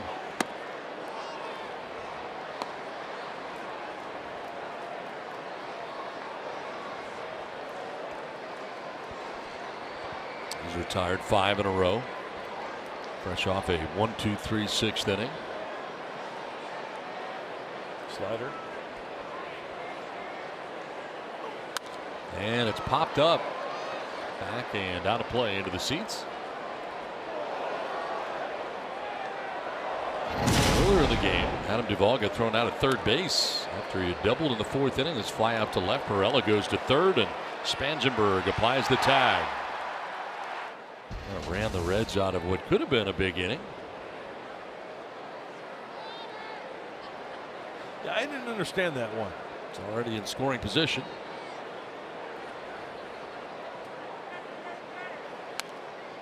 We got a battle going on here with Duvall. 9th pitch of the at-bat coming up.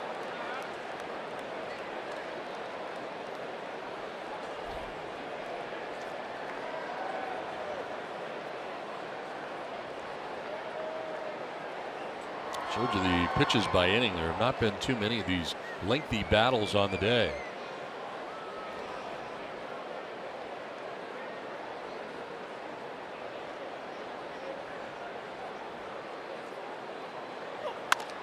On the ground to shortstop. Ibar racing in.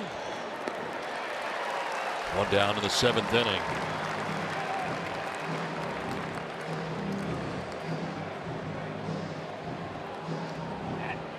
6 in a row now retired by Chacin. 1 down in the 7th. And brings up Suarez. 0 for 2 today. And struck out and flied out.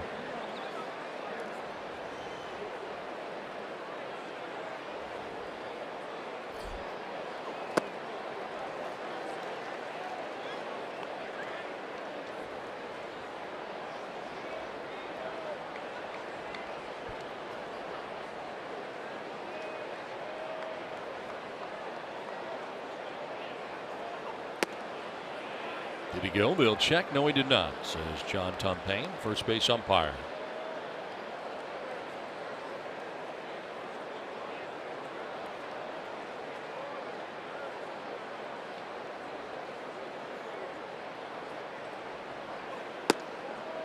Eugenio Suarez.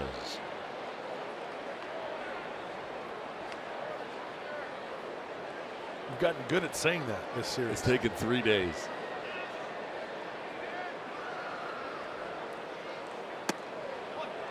Outside for ball 3. I loved the first game of this series when you dropped a Eugenio.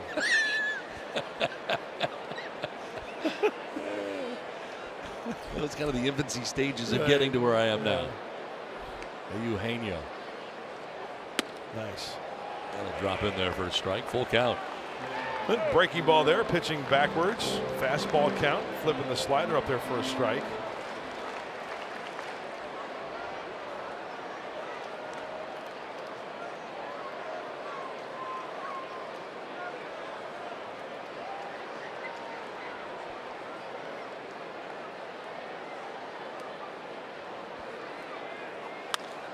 Popped up.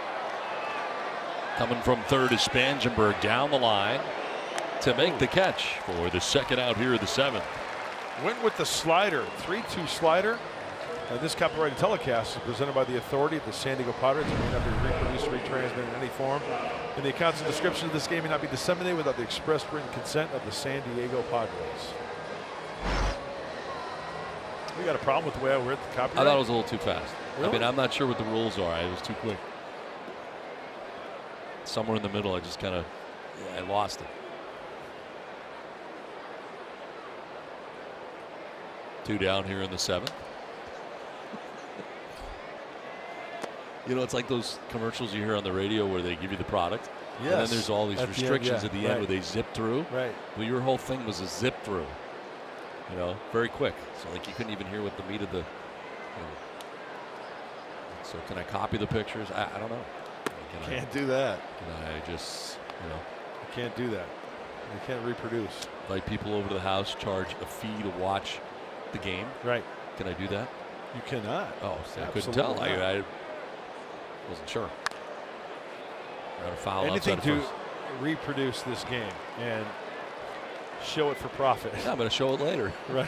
Can't do that. Cannot do that. The Cha-Cha here rocking the 24-ouncer wants to give away a baseball to somebody. He's all fired up. He's looking to make somebody's day. Love the jersey. High fives all the way around. You betcha. Yeah, that's right. I gave away a baseball. I got my 24-ouncer. I'm rocking the house.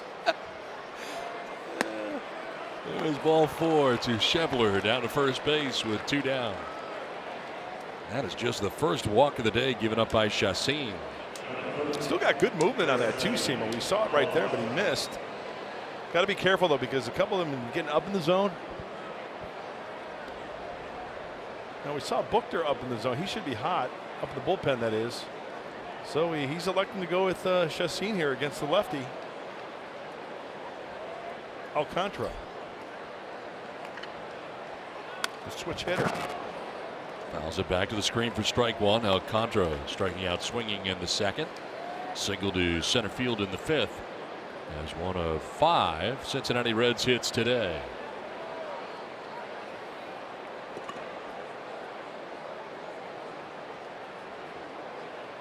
Alcantara 268 from the left side, 143 from the right.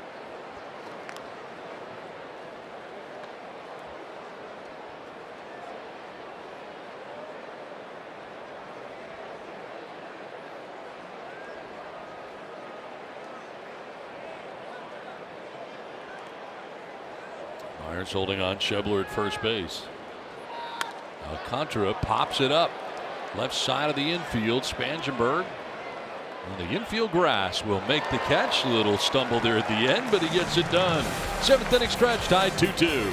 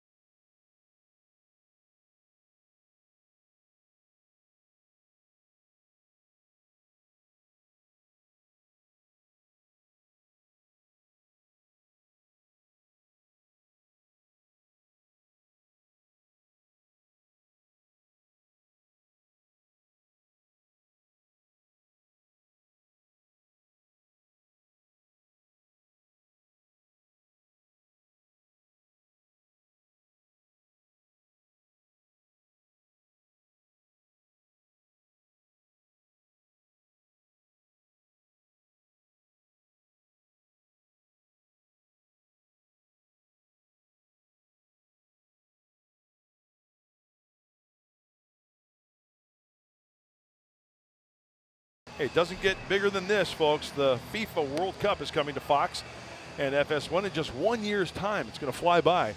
The greatest teams, the greatest players, on undoubtedly the world's greatest stage. Let the countdown begin.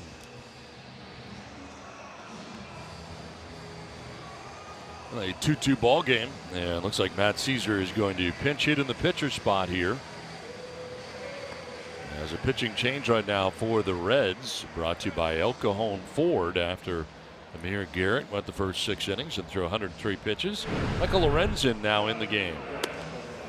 Well, 27th game for the right-handed Lorenzen. He's having a darn good year. Nice ERA, 2.62. We talked about the ERA for the relievers of the Cincinnati Reds, and they're up there, 4th in the National League with a 3.64, and Lorenzen is one of those reasons why. He wants to be a starter, but he's doing quite well for Brian Price.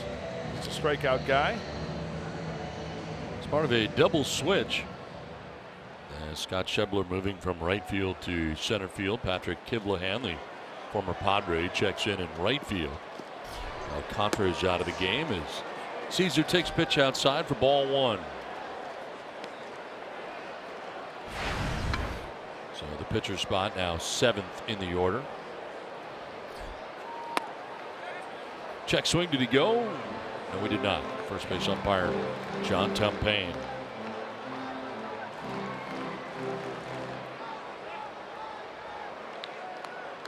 Caesar ahead 2-0. Look out, watch your face. 95-mile-an-hour fastball for Lorenzen.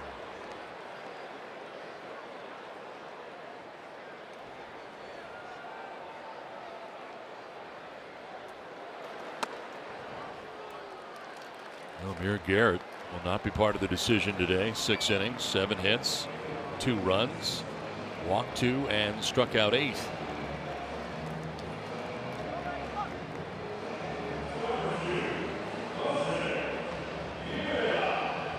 And walking Caesar, and it brings up Jose Perella.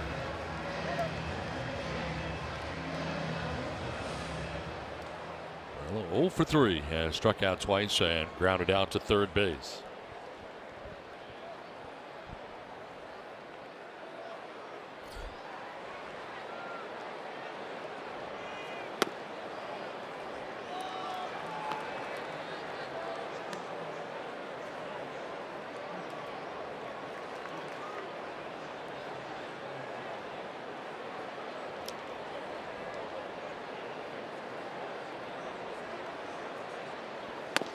Almost hit him, and it's now 2-0. Lorenzen having trouble throwing strikes since coming into this game. Walked the first batter. Now he falls behind the second batter. 2-0.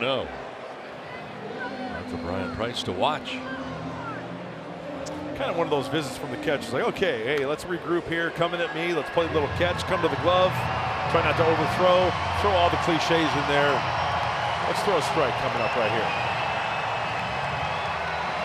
Now, as a hitter, are you going to focus on what, if it's right, it's got to be right there to where you hack at it and maybe do some damage?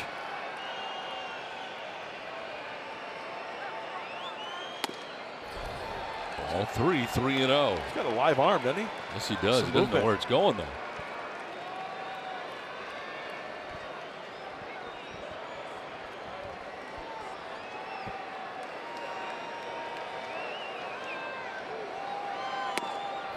Ball 4, and he walks back-to-back batters to begin the bottom of the 7th inning.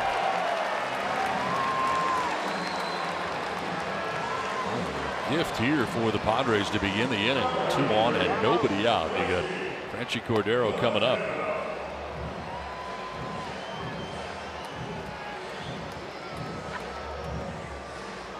Padres today 0 for 5 with runners in scoring position.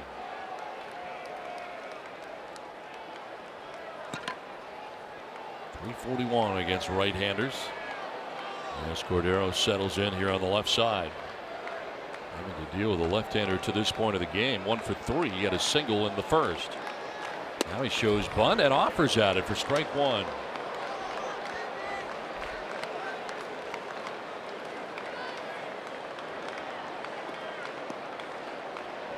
You got Myers and Solarte coming up. And time called here. Cordero wants to talk to his third base coach. And Glenn Hoffman does not want to make a mistake here. 2 on, nobody out. Showing bunt and offered at that last pitch. I mean, with the way he's swinging the bat, you want to be hacking.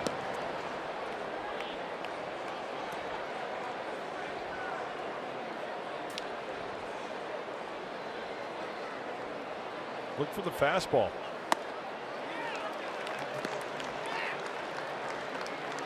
They took the bunt off. Not sure if the punt was ever really on. Yeah, I think he may have missed a sign. Just kind of guessing there.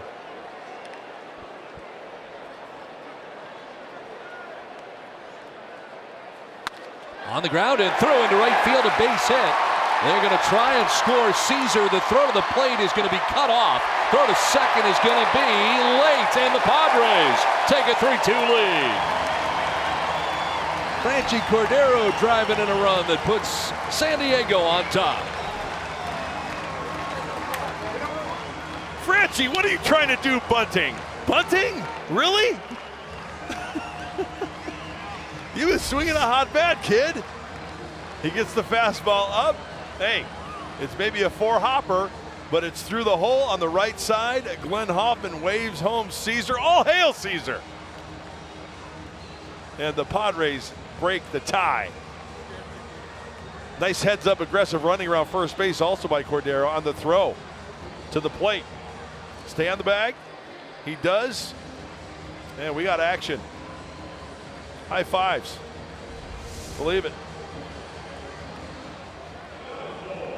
Mac Jenkins, the pitching coach out there, talking to Lorenzen, who had walked 2 to begin the inning. He's up an RBI single, and taking second on the throw is Cordero. There's action in the pen. The left-hander is up. There's Peralta warming out there in the pen. Wandy Peralta. Well, you had seen him in the series. Great opportunity for Will Myers. Second and third, a run in. Oh, a huge inning for San Diego right here. Second, third, nobody out.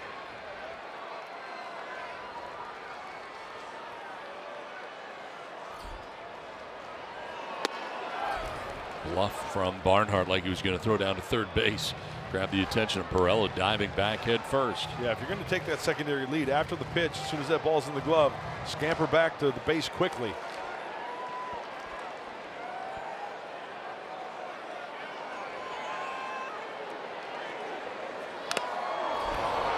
Well, a pretty big cut right there. Gets a piece of the catcher, Barnhart.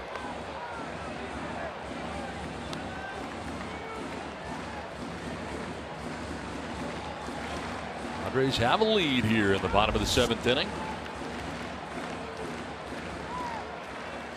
Ooh, off the kneecap.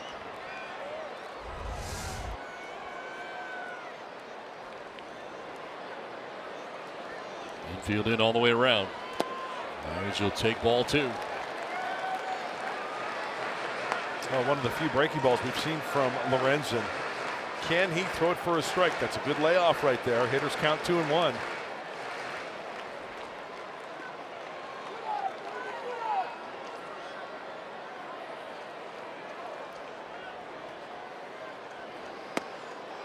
Strike call, 2-2.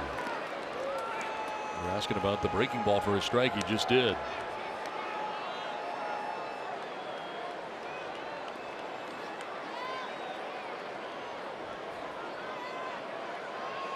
Perella at third base, Cordero at second base, nobody out, run in. Close pitch just off the outside edge.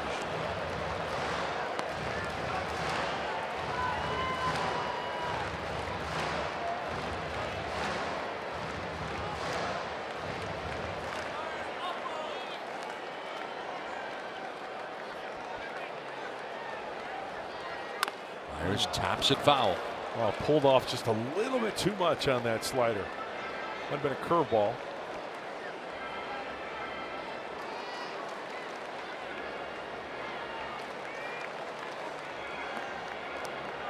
And it started with Caesar walking. Perella walked. Cordero with an RBI single to right field. Takes second on the throw. A run in to give the Padres a lead. Now it's Second and third with nobody out. And a payoff pitch to Myers. And a swing and a foul tip for strike three. Myers strikes out. So a huge strikeout right there for Lorenzen. First out here of the seventh. Went with the heater down and away. You know, he missed with location, but when you throw 96, 97, you get away with that, especially a good spot right at the knees.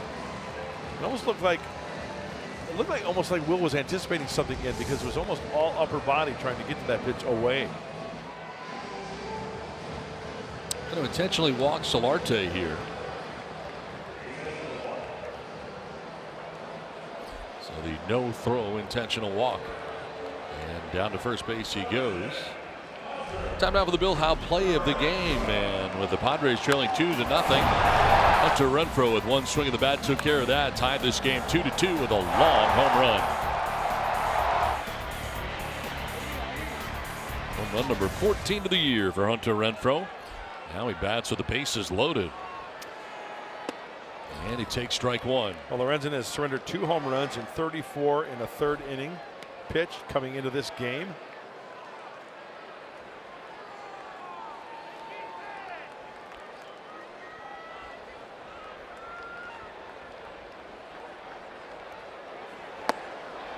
A little bit low, and the count is now 1-1.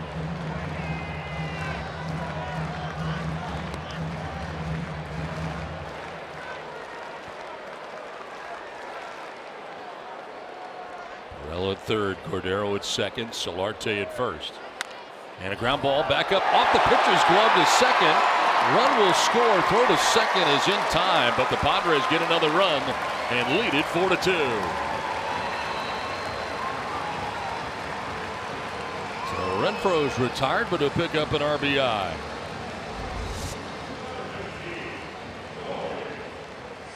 Well, just putting the ball in play, avoiding the strikeout, and most importantly, avoiding that double play. This ball may have a double play written all over it if that ball does not hit the glove of Michael Lorenzen. And the Padres add on. Now Corey Spangenberg coming up 0 for 3 and struck out 3 times in the game. He was trying to bunt and almost got a face full of baseball there as he ducks back out of the way.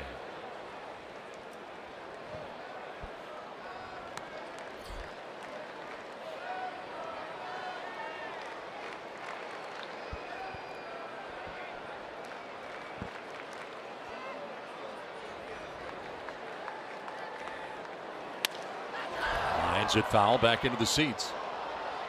Well, a lot of action tonight later on in Major League Baseball. Giants 5-1 trailing in the 7th against Kansas City. How about Miami over Oakland? 11-6 in South Florida. Winners Marlins today. And the Braves 7-2 over the Nats. More scores in a bit. Fastball by him, 97 from Lorenzen. That's 97 with movement.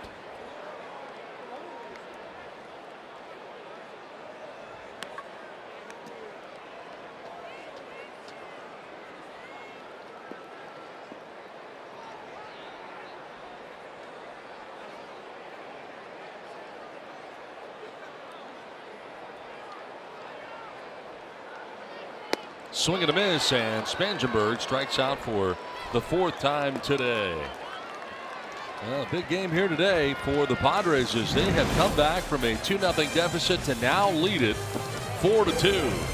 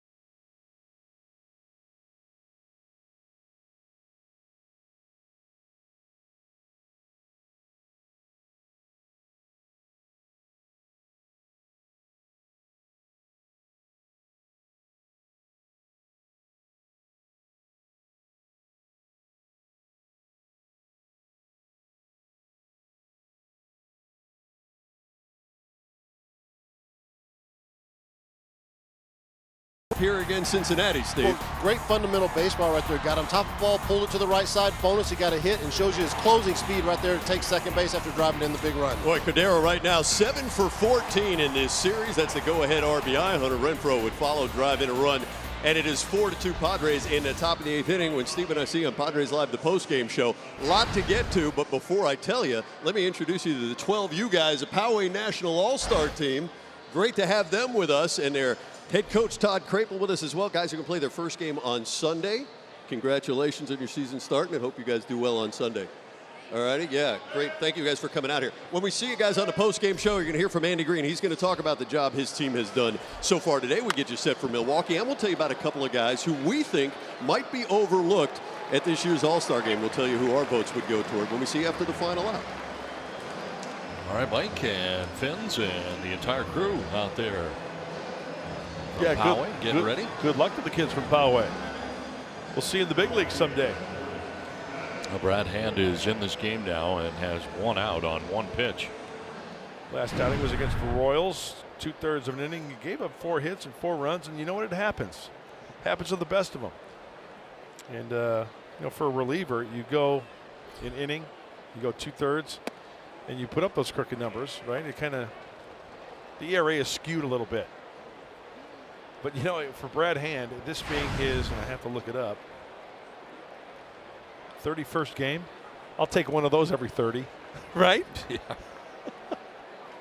Patrick Kivlahan, the former Padre, took over as part of a double switch in right field and bats for the first time today, and has found his way into all 3 games of this 3-game series. His first major league home run last year here at Petco Park for the Padres.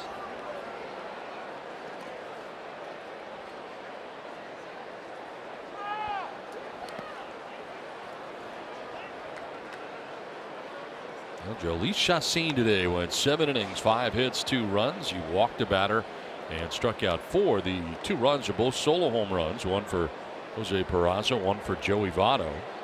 Through 85 pitches, 55 for strikes today, and departs with a chance to get his 6th win of the year in another well-pitched game here at Petco Park for Jolice Chassin. Perdomo, Richard, Chassin. We talked about it in our game open. The success of the starters. And it's been fun to watch.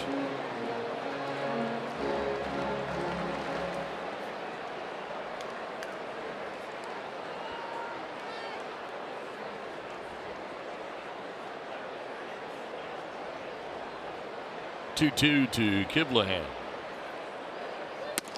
That's outside, full count. Padres did a double switch of their own, bringing Brad Hand in the game. Caesar stays in the game after he had pinch hit, walked, and started what was a 2-run bottom of the 7th inning for the Padres. So Perella coming out of the game, and Caesar remains in the game and in left field. Payoff pitch to Kivlahan. He'll foul it off at the dish.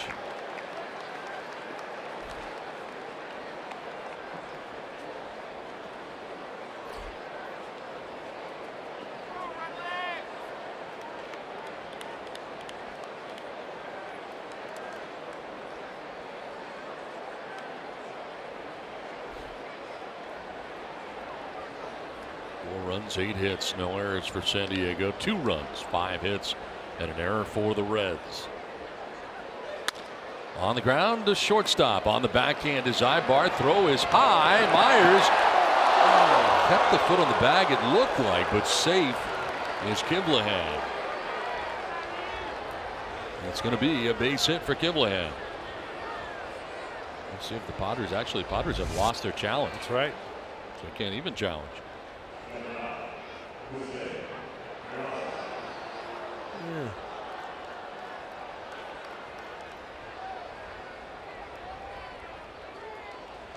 If he kept contact with the foot on the bag, might have been out. We'll see. Boy, that's close. I'm trying to watch the ball in the glove, then I'm trying to watch the foot on the bag or off the bag. Too much room in between. Too high? Yeah, too high.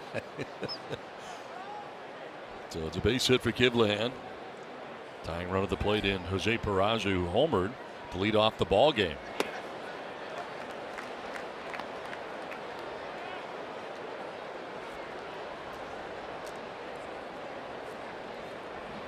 Run for him, his third of the year since then, grounded out twice. All 3 at bats, though, were against the starter Jhoulys Chacin.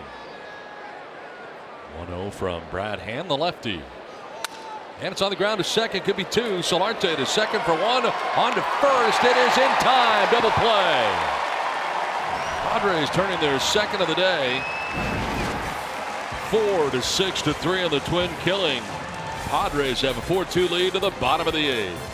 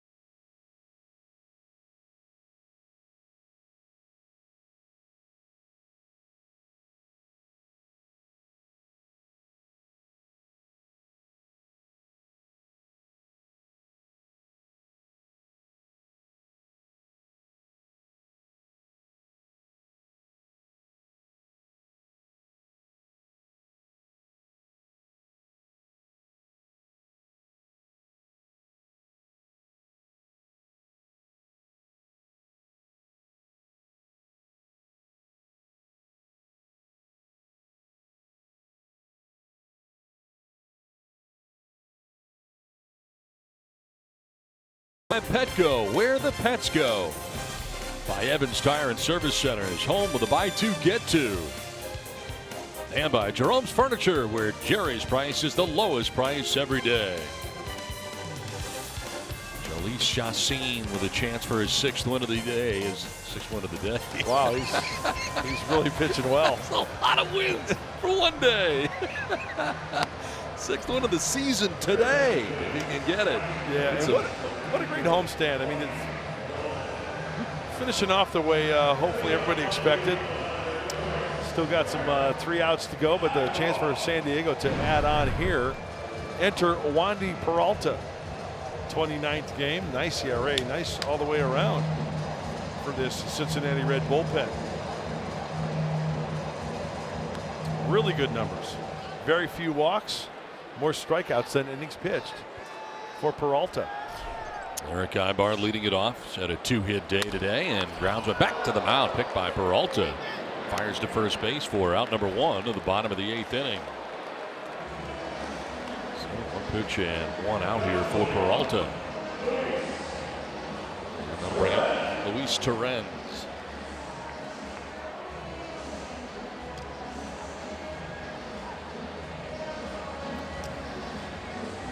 Well, we got the road trip coming up after this game. Donnie, you're not going to be with the team in Milwaukee, right? No. I'm headed to Houston. So it's a Donnie free zone for Mud. Yes. Donnie free zone. Donnie free zone for Mud. I'm so excited. I will be rejoining you in Chicago. Doing a national game, right? Yes, Fox on Saturday. Good for you. Astros and Red Sox from Minute Maid Park in Houston.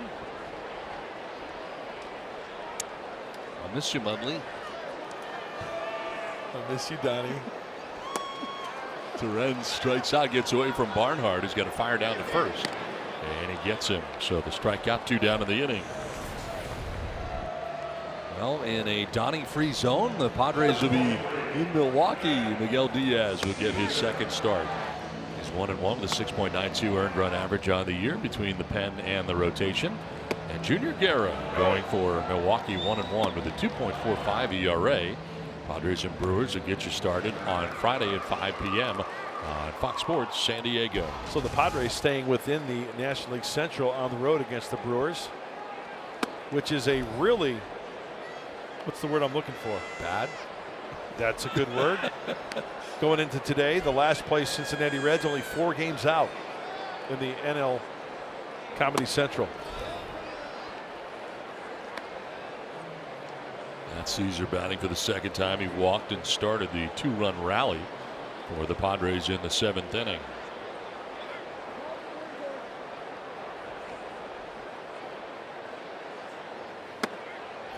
I like how you worked that the other way. Yeah, you like that? Yeah.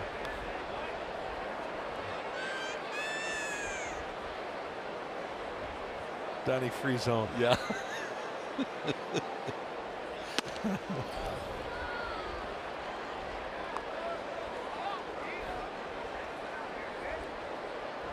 Is there a way you can test coffee before you drink it to see if it's decaf or regular?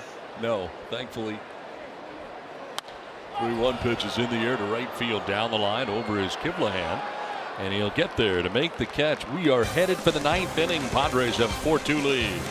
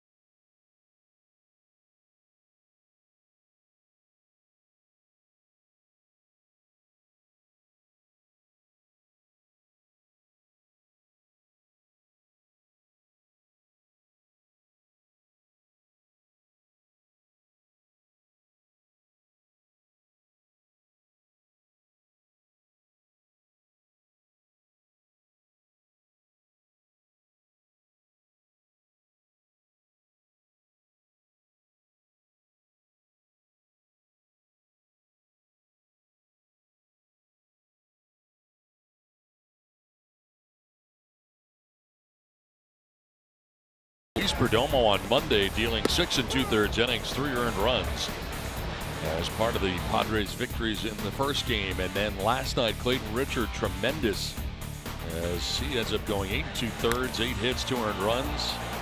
And Frenchie Cordero went 3 for 5 with 2 home runs and 2 RBIs, home runs 2 and 3 in his major league career. And today it's time for our Carl's Jr. star of the game, and it's Hunter Renfroe with the Padres down 2-0. Hitting a 2-run home run to tie the game. I think that was one of my keys yesterday. Everybody contribute, and that seems to be the theme against the Cincinnati Red team as they try to get 3 outs here and sweep the Cincinnati Redlegs. Now Brandon Maurer on to close here in the 9th inning, and there is strike 1. 98 for Maurer. Picked up a save in last night's game.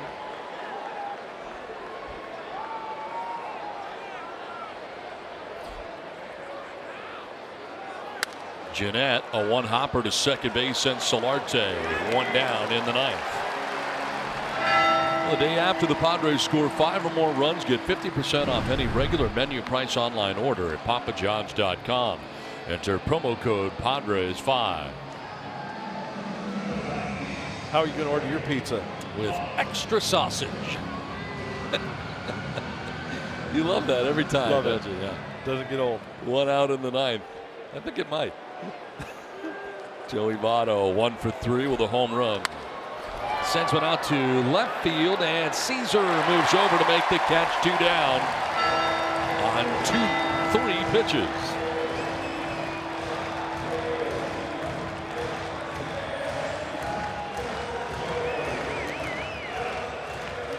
Brandon Maurer being very aggressive here in the ninth, going right after these Reds hitters. Recorded number 11 save last night. Going for 12. Jeanette grounds out, Votto lines out. Here's Adam Duvall. The Reds are about to go 0 for the trip. They were swept by the Dodgers in LA. And an out away from being swept here in San Diego by the Padres. Tried to get time, did get time very late. I don't know why he gave it to him. And Maurer wants to know too. Maurer was into the line when he got time called there by Ted Barrett.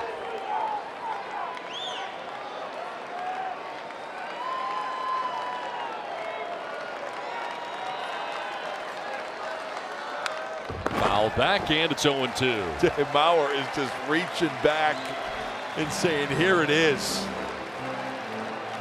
99 on that last fastball.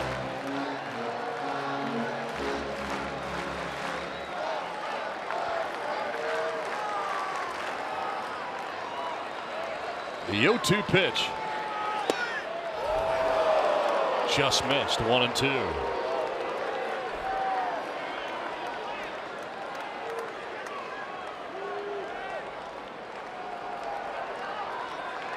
Bottom one, did not get the call. In there for strike 3, and the Padres win. A little Maurer power in the ninth inning as he picks up save number 12, and the Padres sweep the Cincinnati Reds in a 3-game series. Now the Padres, the complete sweep of the Reds. Great way to finish off the homestand. What's in store, Mike Pomerantz? Well, we got to hear from Hunter Renfroe. Had a big home run today. Also, Franchy Cordero. What a series for that young man. 3 home runs over the 3 games. A big RBI today. You'll hear from both Renfroe and Cordero in moments on the postgame show.